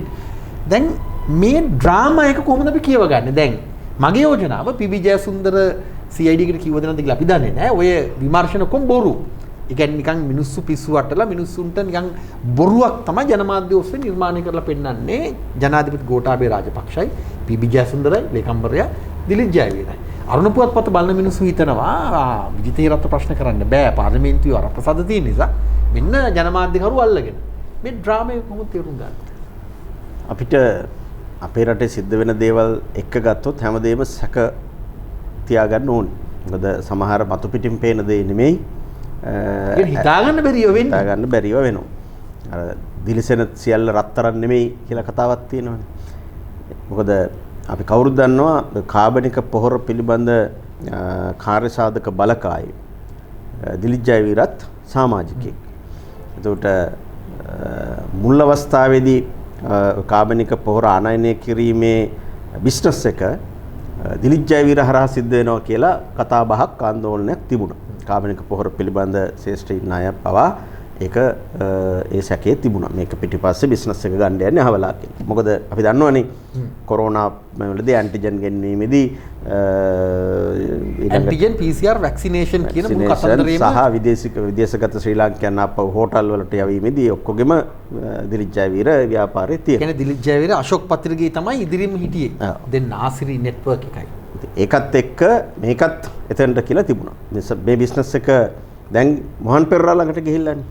ඒතර මොහන් පෙරරා ළඟට ගියාම මම දන්නේ නැහැ මොහන් පෙරරා සහ දිලිත් ජයවීර අතර සම්බන්ධයක් තියෙනවද කියලා. ඒ එක්කෙනෙක් විවිධ නම් වලින් පෙනී හිටන වෙන්න බෑනේ. එහෙම ඒ කියන්නේ Facebook ගිනුම් තියෙන එහෙමද? එහෙම වෙන්න බෑ. මොහන් පෙරරා කියලා පුද්ගලෙක් ඉන්නවද? ෆිසිකලි භෞතිකව ඉන්නවා. හැඳුනුම්පත් අංකය ඉන්නවා. නුගේගොඩ අපාර්ට්මන්ට් එකකට නැවතිලා ඉන්නවා. අපාර්ට්මන්ට් එකේ ඉන්නෙත් ඇත්තටම ගත්තොත් දැන් රෙන්ට් එක ඉවරයි. රෙන්ට් කාල සීමා ඉවරයි ගිවිසුමට අනුව. මොහන් පෙරරා කියන පුද්ගලයාගේ. අවුරුද්දක් විතර යනවා රෙන්ට් කාලෙත් ඉවරයි. හැබැයි ගිවිසුම දික් කරන්නේ නැතුව එතන ඉන්නවා. එතකොට දැන් මේ එහෙම ඉන්න පුද්ගලයෙක්. ඒ කියන්නේ එතන පවා නිත්‍යානුකූලව නෙමෙයි ගණදුණු කරලා තියෙන්නේ. ඒ જાතිය කෙනෙක් ඉන්නවා. ඒ ෆිසිකල් බොඩියයි දිලිත් ජයවීරගේ ෆිසිකල් බොඩියයි දෙකක් දෙන්නේ. බිස්නස් එක මොහන් පෙරරා මැදිහත් වෙලා කරන එක නිසා තෙන්ට අහිමි වුණ එකත් ප්‍රශ්නයක්ද කියලා තියෙනවා. දන්නේ නැහැ. ඒක ඉතින් හොයන්න ඕනේ තව. මේ කියන්නේ අරුණ පත්තරේ මේ නිවුස් එක මේ තරම්ම ප්‍රබලව මතුවෙන්නේ මොහන් පෙරරා මැදිහත් වෙලා මේ බිස්නස් එක කරන හින්දාමද කියලාත් වෙනම හොයන්න ඕනේ. මොකද මම මේක කියන්නේ ඇන්ටිජන් සහ PCR ගෙන්වීම පිළිබඳව වෙනත් සමාගම් පුංචි කීපයක් මැදිහත් වුණා. ඒ කියන්නේ ඇත්තරම දිලිත් ජයවීරලාගේ සමාගම මේක ගෙන්නන්න කලින් අපේ රටේ PCR ගෙන්නන වෙන පුංචි සමාගම් තිබුණා. ඒ දවස්වල මෙච්චර PCR කට්ටල ගේන්නේ නැහැ. කැම්පස් වල රිසර්ච් කරන ලැබ් වලට ඊළඟට ඔය සමහර මේ කෘෂි පර්යේෂණ මධ්‍යස්ථාන වලට විතරයි ගෙනාවේ. කොරෝනාවට පස්සේ තමයි මේක වේගෙන් ව්‍යාප්ත වුණේ. ඒතර අර කලින් පුංචිට තිබිච්ච සමාගම් වලට ලොකු ඉල්ලුමක් ආවා. ඒතර ඒ තමයි මේ සහ මේ මොහොතේ MRI එකත් බලාත්මකයි. MRI එකත් එක තමයි වැඩේ ගියේ. එතනින් අප්‍රූවල් එකත් එක්ක තමයි ගියේ. එතකොට මේකට මේ බිස්නස් එකට අලුතෙන් මැදිහත් උනේ මෙයා ජෝර්ජ් ස්ටුවර්ට්ලා. එතකොට ඔය පත්තරේම අර පුංචි සමාගම් වලට මේ ටෙන්ඩරේ දිගට දීපු එකට ගැහුවා. දිගට ඒක විවේචනය කරා මෙතන ප්‍රශ්නයක් තියෙනවා හරි මේ කියලා. ඒතර එතන බිස්නස් පර්පස් එකක් තිබුණා. ඉතින් මෙතනත් එහෙම පර්පස් එකක් තියෙනවද කියන එක මම හිතන්නේ ඉස්සරහට හොයලා බලන්න ඕන එකක්. දැන් ජනමාධ්‍ය ගැන කතා කරපු නිසා දැන් මේ වගකීම් ගන්නේ මම ඔබට යෝජනා ඉදිරිපත් කරන ඔබ දිගු කාලීනව පාර්ලිමේන්තුවෙත් හිටපු එක දිගටම දේශපාලනයක් කරන සහ හොරෙක් නොවන නිසා. ඒ නිසායි ඔබට මේවා ඉදිරිපත් කරන්නේ. දැන් කැපිටල් මහරජාගේ නිවුස් ෆස්ට් හරහා ඔබ දකින්නවා මේ ගම්මැද්ද ඉන්ටර්නැෂනල් කියලා විශාල ව්‍යාපෘතියක් යනවා. V4 කියලා එකක් යනවා. ඔවුන් දුප්පත් ගම්මාන වලට කියලා දුප්පත් කියන වචනේ වැරදි මම මේ අදහසක් විදිහට දෙන්නේ අපි දුප්පත් නෑ. නමුත් අර ගොදුරු බවට පත් කරගෙන ඉන්න ජනතාව ඉන්න පැතිවලට ගිහිල්ලා මේ ජලය ලබා දීම පිළිබඳ දැවැන්ත ව්‍යාපෘතියක් යනවා. ඒ කියන්නේ ජලයම තමයි උන් කතා කරන්නේ. ඊළඟට වැව් පද්ධතිය. දැන් අලුත්ම ස්ලෝගන් එක තමයි මේ වැව් ලෝක උරුමයක් කරන්න ඕන කියලා. ඉතින් මම පැහැදිලිවම ජල රකුසන්ට එරෙහිව පොතේ ලියලා තියෙනවා මේ සෙන්ට් ඇන්තනීස් ස්ලෝන් කියන්නේ මේ ජල කොල්ලේට සම්බන්ධ අපේ රටේ මේ රටේ ශ්‍රී ලංකාවේ එක ප්‍රධාන ඒජන්සියක්. මේ ජල කොල්ලේට තමයි ගම්මැද්ද ඉන්ටර්නැෂනල් කියන ව්‍යාපෘතිය අර ගම සමග පිළිසඳරත් එක්ක විශේෂයෙන්ම යන්නේ MCC මැප් එක දිගේ. මේ මැප් එක දැන් හදලා ඉවරයි. ඇමරිකානු තානාපති කාර්යාලයේ සියලු වගකීම් අරගෙන වැඩ කරනවා. මැද්දේ තමයි මේවා වෙන්නේ.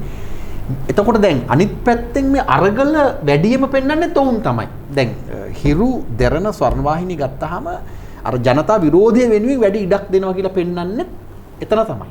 දැන් මේ පවතින ජනමාධ්‍යනේ මේ සංකීර්ණ තත්ත්වය කොහොමද වටහා ගන්න ඕන? ඇත්තටම මේ කොම්ප්ලෙක්ස් එකක් මේක. අද ගත්තොත් දේශපාලනයේ ප්‍රධාන අවිය බවට පත් වෙලා තියෙන මාධ්‍ය. මාධ්‍ය හැසිරවීම තුළ තමයි දේශපාලනය චලනය වෙන්නේ. මාධ්‍ය අයිතිකරුවන්, ඒ ප්‍රාග්ධන හිමිකරුවන් තමයි මේ මාධ්‍ය මෙහෙවන්නේ. ඒතර ඒ ප්‍රාග්ධන හිමි ව්‍යාපාරිකයන්ට ආර්ථික උවමනාවන් තියෙනවා. වාණිජමය උවමනාවන් තියෙනවා. ඒ වාණිජ උවමනාවන් වෙනුවෙන් තමයි ඇත්තටම ওই මාධ්‍ය හැම එකක්ම පවත්වා යන්නේ. අපේ රටේ තියෙන පෞද්ගලික මාධ්‍ය ගොඩක් ගත්තොත් මම කියන්නේ ගොඩක් නෙමෙයි හැම එකක්ම වගේ. ඒගොල්ලන්ගේ වාණිජ්‍යමය අරමුණක් වෙනුවෙන් තමයි මාධ්‍ය ආයතනය පටන් අරන් තියෙන්නේ. එහෙම නැතුව මේ සමාජය දැනුවත් කිරීමේ ඇත්තවංක හැඟීමෙන් නෙමෙයි. බිස්නස් එකක්. බිස්නස් එක තවත් එක කොටසක්.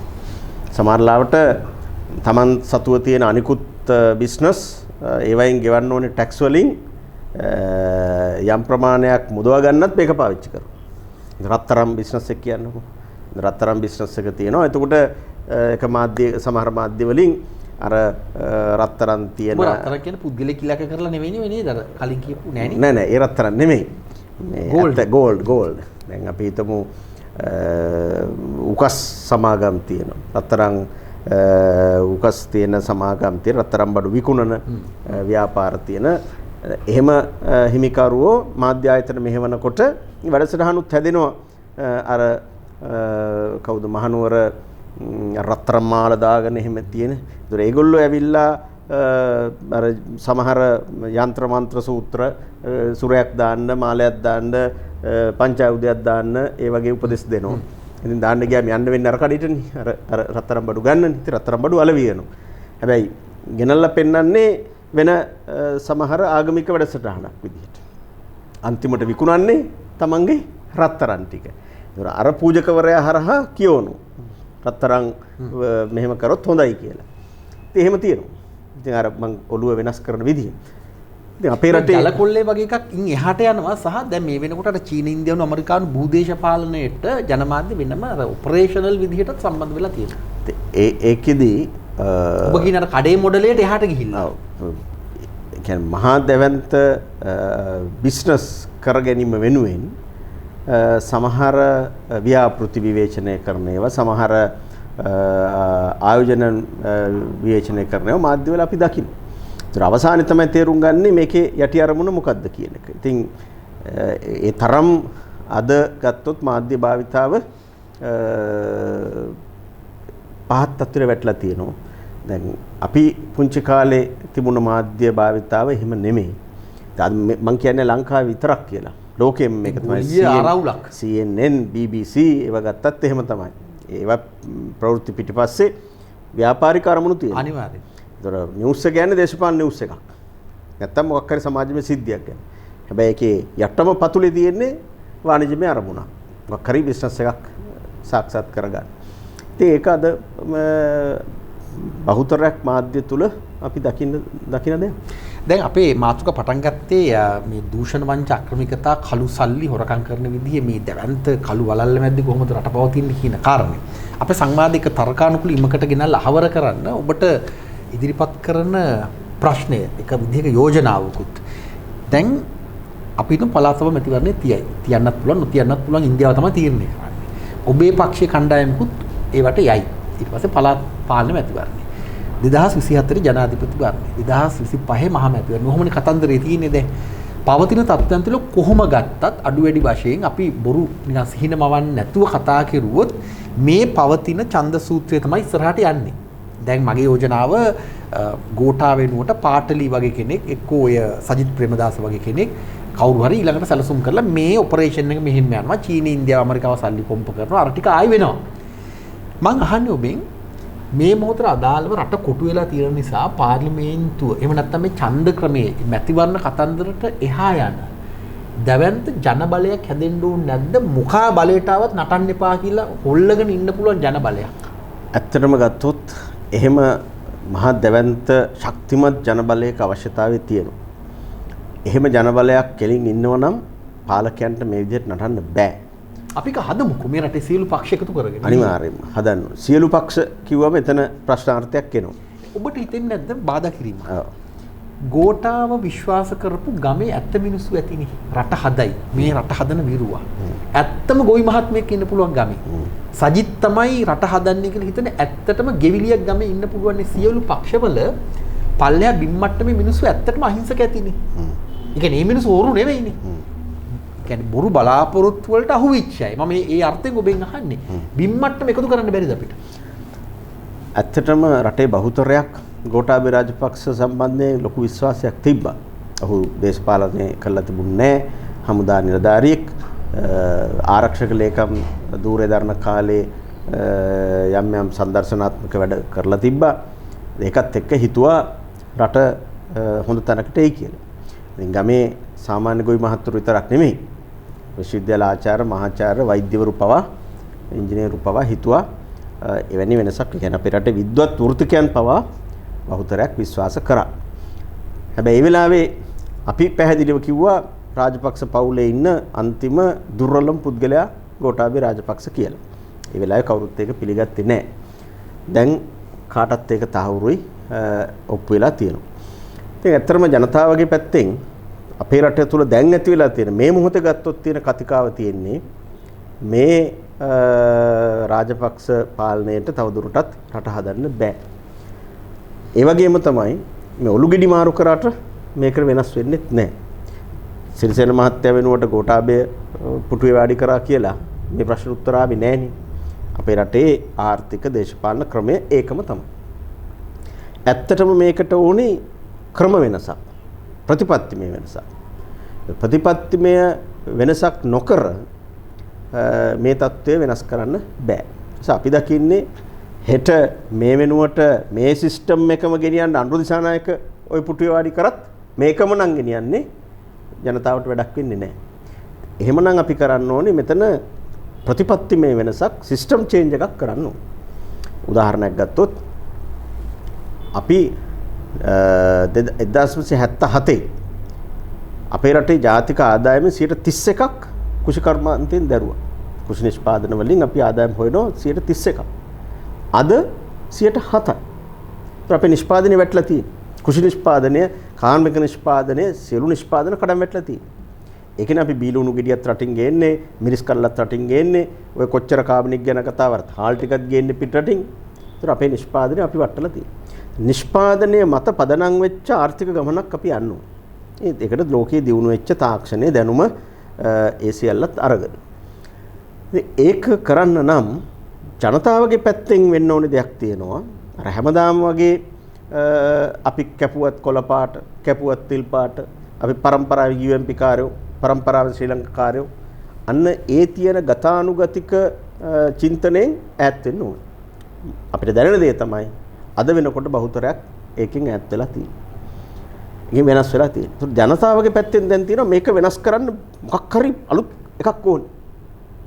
දැන් ඒ පිපාසයේ තියෙන. ඔබ නැවත කියන්නේ පාර්ලිමේන්තුව එහෙම නැත්නම් ජනාධිපතිවරණ ඒවා ගැනද? නෑ. අපි කැමති වුණත් අකමැති වුණත් අපිට මේ තියෙන ව්‍යවස්ථාවෙන් මුළුමනින්ම බැහැරව පිටපැනලා යන්න බෑ. ඉන් පිටත ජනබලයක් හදන්න බැයිද කියලා ජනබලය හදන්න පුළුවන්. උදාහරණයක් විදිහට අධිකරණ පද්ධතිය රට විනාශ කරන්න යොදා ගන්න ඕන. මේ අසාමාන්‍ය තත්ත්වයක් නේ චීනය, ඉන්දියාව, ඇමරිකාව බැහැලා වැඩ කරනවා.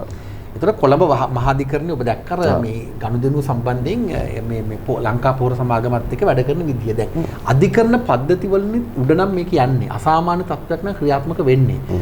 ආපහු පාර්ලිමේන්තුවට ගිහිල්ලා මොකක් හරි බේරගමු කියන එක දැන් කරන්න බැරි එකක් නේ. කාලේ ඊට වඩා වේගෙන් යනවනේ. අපිට බැරිද ඊට වඩා වෙන ක්‍රමයකට මම කියන්නේ ප්‍රජාතන්ත්‍රවාදයේ ඇතුලේ සන්නද්ධ නෙමෙයි. අපිට එකතු වෙලා දැවැන්ත අලුත් ක්‍රමයකට බලපෑමක් කරන්න බැරිද විධායකයට විවසදායකට අධිකරණයට ජන කෙලින්න දෙන්නේ නැති වෙන්නේ ජනබලය දැනටවත් ජනබලය ඒකට ගොඩ නැගෙමින් තියෙනවා. තවම ප්‍රමාණාත්මකව මදි. ගුණාත්මකව ප්‍රමාණාත්මකව මේ ජනබලය තවත් තීව්‍රව ගොඩ නැගෙන මොහොතක තමයි ඔය බලහුමාරු කරන්න පුළුවන්.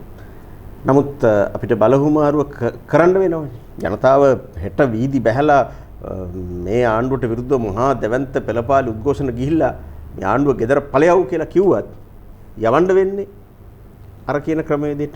උතන තමයි ප්‍රශ්නේ තියෙන්නේ. එහෙම නැතුව ආණ්ඩුව ගෙදර ගියාම කියමුකෝ විජිත දැන් මේ ඉන්න කට්ටිය ඔක්කොම ගියා කියන්නකෝ කොට අපි අයින් කරන්නකෝ වෙන කෙනෙක් ආවා කියන්නකෝ දැන් මේ දැන් අඩු වැඩි වශයෙන් මේ අයමනේ ආපහු අමාත්‍යාංශ ලේකම්වරු ඉන්නවා. නිලධාරී ටික ඒ විදිහටම ඉන්නවා. නීතිපති දෙපාර්තමේන්තුව ඒ විදිහමයි.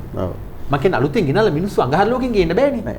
දේශපාලන බලය මාරු වුණොත් අපි දේශපාලන බලයේ හොබවන ප්‍රධාන කණ්ඩායම වෙනස් කරලා ඒ කණ්ඩායමේ තීන්දුව తీරන මත මේ සෙටප් එක වෙනස් කරන්න පුළුවන්. අධිකරණය පුද්ගලයා ඔය ඉන්න පුද්ගලයාම තමයි. හැබැයි පුද්ගලයා වැඩ කරන ක්‍රමය වෙනස් කරන්න පුළුවන්. ඒකට අදාළ සිස්ටම් එක හැදුනොත්. ඒ කියන්නේ මිනිස්සු ඇත්තටම පවතින ක්‍රමයේ විසින් මිනිසාගේ හැසිරීම තීරණය කරන්නේ. දැන් උදාහරණයක් ගත්තොත් සිංගප්පූරුවේදී හරි යුරෝපයේදී හරි අපේ ලාංකිකයෙක් එහි හැසිරෙන විදිය. එහිදී කෑම කාලා හරි වතුර එකක් බීලා වතුර හිස් බෝතලේ වාහනේ යන ගමන් පාරට විසික් කරන්නේ නැහැ. මොකද එහි ඩස්බින් එක තියෙනවා. ඒකට අනිවාර්යෙන් ගිහිල්ලා දානවා. වාහනේ යනවනම් වාහනේ පැත්තකින් එක තියාගෙන නවත්තපු වෙලාවට ඩස්බින් එකට දානවා. එකක් ඒ ශිෂ්ට විදිහට එක හැදිලා තියෙනවා ඒ සමාජ ක්‍රමයේ තුල අනිත් පැත්තට නීතියක් තියෙනවා. දෙකම තියෙනවා. අපේ රටේ අපේ තියෙන පරගතිය නෙවෙයි අපි නිකන් අපේ රට විනාශ කරන්න කැමති වෙන රටකට ගියාම මේ රටවල් වලට නිකන් දේවත්වෙන් සලකන්න කැමති ගතියකුත් අපේ ඇඟාස්සේ නැද්ද? ඇත්තටම මිනිස්සුන්ට අපේ රට පිළිබඳව හැඟීම ඇති කරන්න පුළුවන් ඒක උඩින්ම වෙන්න ඕනි දෙයක්. දැන් අර පුද්ගලයා අපිට කරන්න බැරිද කියලා මේක. පහලින් කරන්න බොටම් අප් ක්‍රමයට අපිට මිනිස්සු හදන්න බැරිද? ඒක ඇත්තටම පුද්ගලයා හදලම බෑනේ. මොකද මහා දැවැන්ත සමාජයක් නේ. ඒතර අපි උඩින් හැදුවම රයිට් මේක තමයි ක්‍රමේ. කටුනායකින් බහිනකොටම ඊට පස්සේ ඩස්බින් එක තියෙනවා නම් අර පුද්ගලයාම සිංගප්පූරුවේදී ඩස්බින් එක හොයාගෙන ගිහිල්ලා හිස් බෝතලේ දාපු කෙනාම කටුනායක එයාපෝට් එකෙන් එළියට ඇවිල්ලා වාහනේ වතුර එක බීලා පාරට විසික් කරනවා. ඇයි? මෙහෙ කෝ ඩස්බින් එකක්. එහෙම පාරට විසික් කරොත් කෝ නීතියක්. එහෙම නැහැ. ඒකට ඒ සිස්ටම් එක හදන්න ඕනේ. ඒ සිස්ටම් එක හැදුවොත් පුද්ගලයා එකට අනුගත වෙනවා. දැන් අධිකරණයේ ඉන්න මිනිස්සුනේ. ඉතින් හොරකම දූෂණය වංචාව රජ කරලා තියෙන රටක අධිකරණයට විතරක් පරමාදර්ශී වූ චරිත බිහි වෙන්නේ නැහැ. හැබැයි ඔබ සිංගප්පූරු ගැන කිව්වට දැන් දැන් අපේ පැන්ඩෝරා ගනුදෙනුවේ අපේ අයගේ කියන්නේ කෙලි මඩල සිංගප්පූරු. දැන් සිංගප්පූරු ඇතුලේ ඔබ කියන තත්ත්වෙන් මේන්ටේන් කරන ගමන් ලෝකෙම හොර වැඩ, තක්කඩි වැඩ, ජඩ වැඩ කරන්න හදලා තිනවා වේදිකාවක්. මම කියන්නේ එහෙමනේ වෙලා තියෙන්නේ. ඒක අපේ උන් හොරකම් කරන්නේ සිංගප්පූරුවට ගිහිල්ලා. ඒතර මම කියන්නේ ඒ අර්ථයෙන් නැතුව අපිට මේ රටට ආදරය කරන, රට වෙනුවෙන් හිතන නිලධාරී පැලැන්තියක්, නිලධාරී මණ්ඩලයක්, යාන්ත්‍රණයක් එහෙම බලපෑම් සහගත කණ්ඩායමක් විදිහට කරන්න බැරිද? නෑ ඒක කරන්න පුළුවන්. ඒක කරන්න පුළුවන් වෙන්නේ දේශපාලන බලාධිකාරියත් එක්ක රට තුල ප්‍රතිපත්තිමය තීන්දුව తీරන ගැනීමත් එක්ක. එහෙම නැතුව අපි දැන් අපි හිතමු කොරෝනා කියන්නකෝ. මාස්ක් එක දාන්න කියලා අපි කියනවා. මිනිස්සුත් වැරදි, මිනිස්සු හැදෙන්නේ නැහැ, කිව්වට අහන්නේ නැහැ කියලා මිනිසුන්ට බයිනවා. එහෙම නැහැ. ඒක උඩින් හරියට සිස්ටම් එක හදලා රයිට් මේක තමයි ක්‍රමය කියලා කිව්වම ඉස්සෙල්ලම පොඩ්ඩක් මිනිස්සු හුරු වෙන්න අකමැති තමයි. ඒ ටිකක් වදයක් වගේනේ මාස්ක් එක දාගෙන අර පිළිවෙලට යන්න කියන එක. නමුත් ඒක සමාජයේ ඒකෙන් වෙන අනතුරත් එක්ක හොඳ දැනුවත් කිරීමත් එක්ක ඒක සමාජගත කරොත් මිනිස්සු ඒකට අනුගත වෙනවා. අනුගත වුණානේ. දැන් පළවෙනි වෙලාවේ කොරෝනා ආපිලාවේ ඇත්තට මිනිස්සු ඒකට සෙට් වුණානේ. පස්සේ ආණ්ඩුවම කැඩුවනේ. කඩනකොට බැලුවා ඉතින් ඒගොල්ලෝ එහෙම කඩනවනේ අපි මොකටද එහෙම ඉන්නේ කියලා. අන්න ඕක නෙවෙන්නේ. නිසා මම කියන්නේ දේශපාලන අධිකාරියෙන් තමයි ඒ ක්‍රමවේදයන් හදන්න ඕනේ. එහෙම නැතුව තනි පුද්ගලයා හොරකම් කරන එක හරි වංචා. කාර්යාලයකට ගියොත් පියන් කෙනෙක් රුපියල් 100ක් 500ක් හොරකම් කරනවා. පගාව ගන්න. හැමෝම නෙමෙයි. එහෙම තත්ත්වයට ඇවිල්ලා තියෙනවා. අපි ඒ පුද්ගලයා විතරක් වෙනස් කරාට මේක හැදෙන්නේ නැහැ. ඉතින් උඩ ඉඳලා අපි ආදර්ශය දෙන ක්‍රමයක් හැදුනොත් විතරයි දේශපාලඥයන්ගෙන් ඉඳලා ඒක නතර වෙයි. ඉතින් ඒ නිසා මේ ජනබලය ගොඩනගන එක ඊටාම වැදගත් අත්‍යවශ්‍යයි. හැබැයි ජනබලය ගොඩනැගීමෙන් පමණක් අර නිවැරදි තත්ත්වෙ ඉන්නේ නැහැ. වෙන ක්‍රමවේදයක් පාවිච්චි කරන්න බැරිද? උදාහරණයක් විදිහට ජනතා විමුක්ති පෙරමුණට දැවන්ත බලයක් තියෙනවා. ඒ කියන්නේ කේන්ද්‍රගත බලයකුත් තියෙනවා, රට වටේම නෙට්වර්ක් එකකුත් තියෙනවා. ඡන්ද අමතක කරන්නකෝ 100% පැත්තකට දාන්නකෝ. දැන් හිතන්න උදාහරණයක් ලංකාවේ කෘෂිකර්මාන්ත ගොඩනැගීම. එතකොට දැන් ජනතා විමුක්ති පෙරමුණ ඉන්ඩස්ට්‍රි එකක් හැටියට අරගෙන ඇග්‍රිකල්චර් ඉන්ඩස්ට්‍රි එකක් හැටියට අරගෙන ඉන්ඩස්ට්‍රි එකට අත තියෙනවා.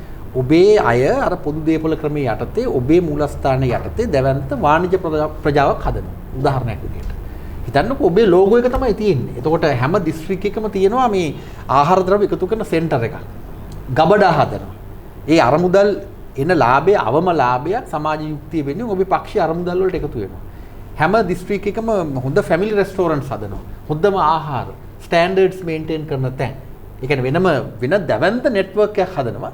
කෘෂිකර්ම මාත්‍යාංශයට උඩ බලන් ඉන්න වෙනවා. ඔබේ අය ගිහිල්ලා අස්වැන්න මිලදී ගන්න. උදාහරණයක් මේ කියන්නේ සරල උදාහරණයක්. නෑ. එහෙම ජනබල වෙන මෙහෙයුමක් දියත් කරන්න බැරිද පාර්ලිමේන්තුව ගැනම අපි ඉලක්ක කරන්නේ නැතුව? ඇත්තටම ද්විත්ව බලයක් එතකොට ආණ්ඩුවක් තියෙනවා. ආණ්ඩුවක් නොවන තවත් බලයක් ක්‍රියාත්මක වෙන යාන්ත්‍රණයක් තියෙනවා. ඉතින් කරන්න බැරිද ඔබ හිතන්නේ? ඒක සරල නැහැ. ඇත්ත කියන්න එපා. ඒක මොකද ආපහු ජනතාව කෘෂිකර්මාන්තයේ හරි ව්‍යාපාර ශිෂ්ටය බෙදෙනකොට මේ රජයේ තියෙන ආයතනත් එක්ක සම්බන්ධයක් අනිවාර්යයෙන්ම ඇති කරගන්න වෙනවා. හැබැයි ජනබලය වැඩි නම් දැන් දිලිත් ජනබලය වැඩි නම් අපිට වතුර කියලා.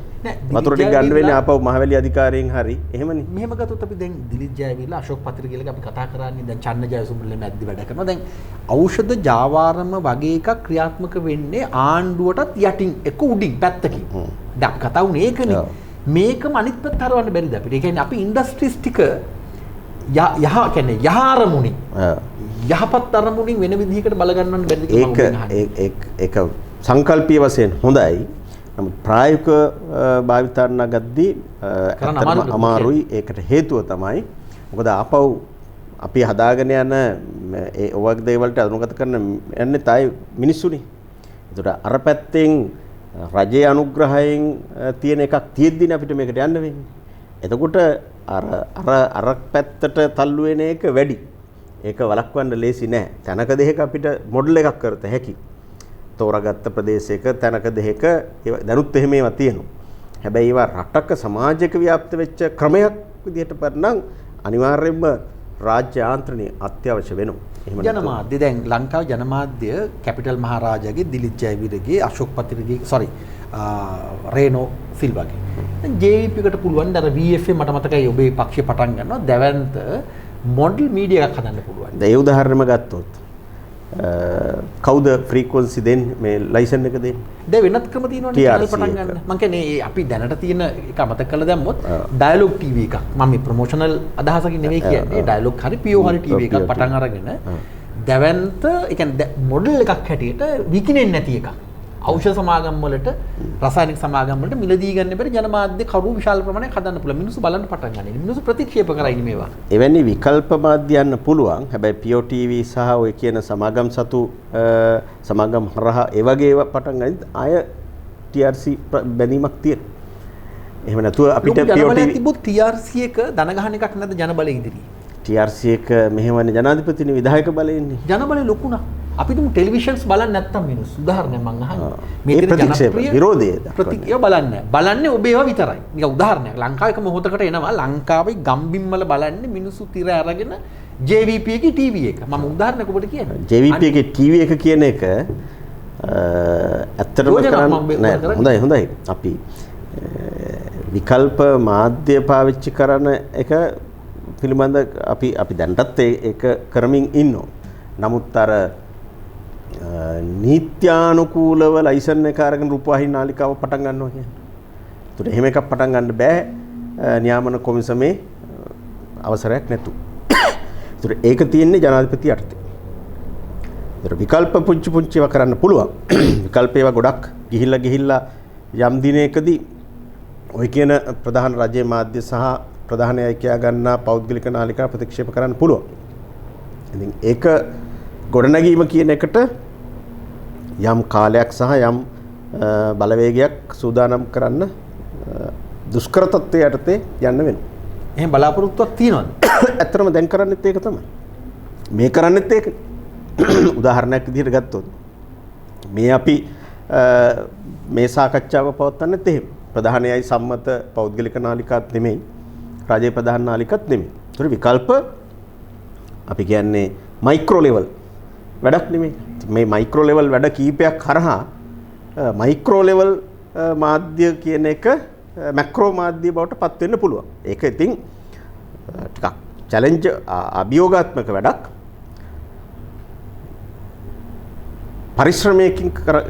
පරිශ්‍රමයක් දරලා තමයි අපිට ඒක කරන්න වෙන්නේ. අර වගේ සරල නැහැ. කරමු. දැනට ඒක සිද්ධ වෙමින් යනවා. ඔබට ස්තුතියි 2002 අවුරුද්දේ නිදහස් කාර්යාලයේදී නාවල පාරේ 151 නාවල පාර නුගේගොඩ කාර්යාලයේදී ඔබ මම මුණ ගැහෙන මුල්ම වතාවට මට මතකයි ඔබ ටිකක් කෙට්ටුයි ඊට වැඩි අවුරුදු 20 ගණනක් දැන් ගෙවිලා ඔබේ පැමිණීම අගය කරනවා ඔබේ විවෘත භාවය සුහදශීලී බව අගය කරනවා අපි ඉදිරියේදී මේ සංවාදය තවදුරටත් ගොඩනගන්න මම ඔබට යෝජනා කරනවා සහ මේ මගේ යෝජනාව පරිදි ඔබ ගෙනාව පොත් දෙක මේක ගැන අපිට කතා කරන්න බැරුව මට කතා කරන්න ඕනකම තිබ්බේ මේ රට හදන පස්වරු සලස්ම කියලා ඉදිරිපත් කරපු මේ ලියවිල්ල මම ඉතාම තදින් අධ්‍යයනය කෙරුවා. ඉතින් මේ වැඩපිළිවෙල අදටත් වළංගුයි. පැහැදිලිව. එතකොට දැන් මගේ යෝජනාව දැන් ඔබෙන් පිළිතුරක් බලාපොරොත්තු වෙන්නේ නැහැ මම මේ දේශීය අපේක්ෂාව කියන්නේ ඡන්ද ඉලක්ක කරගෙන හදපු එකක් මේක අපරාධයක් කියලා මම කියන්නේ මගේ යෝජනාව මේ යට දෙවන්ත වැඩපිළිවෙලක් තියෙන මේ ගැන අපි කතා කරමු කියලා මම ඔබට යෝජනා කරනවා දැනට. ඔබේ ප්‍රතිචාර බලාපොරොත්තු වෙන්නේ පැමිණීම අගය කරන එලෙතතාව ඔබ මුණ ගැහෙන්න බලාපොරොත්තු වෙනවා. බොහොම ස්තුතියි. අපි නැවතත් හම්බෙමු. රටේ ජනතාවට විකල්ප මාධ්‍යවල අවශ්‍යතාවය එදාට වඩා අද වැඩියෙන් දැනෙන මොහොතකදී මේ සාකච්ඡාව සූදානම් කිරීම පිළිබඳ. ඔබට ජය. එතකොට නිදහස් පොදු සමාජයට එරෙහි බලවේග පරාජය කරමු. සංවාදයෙන් කොහොමද ඒක කරන්නේ? සංවාදය මැදිහත් වීමක්. නිදහස්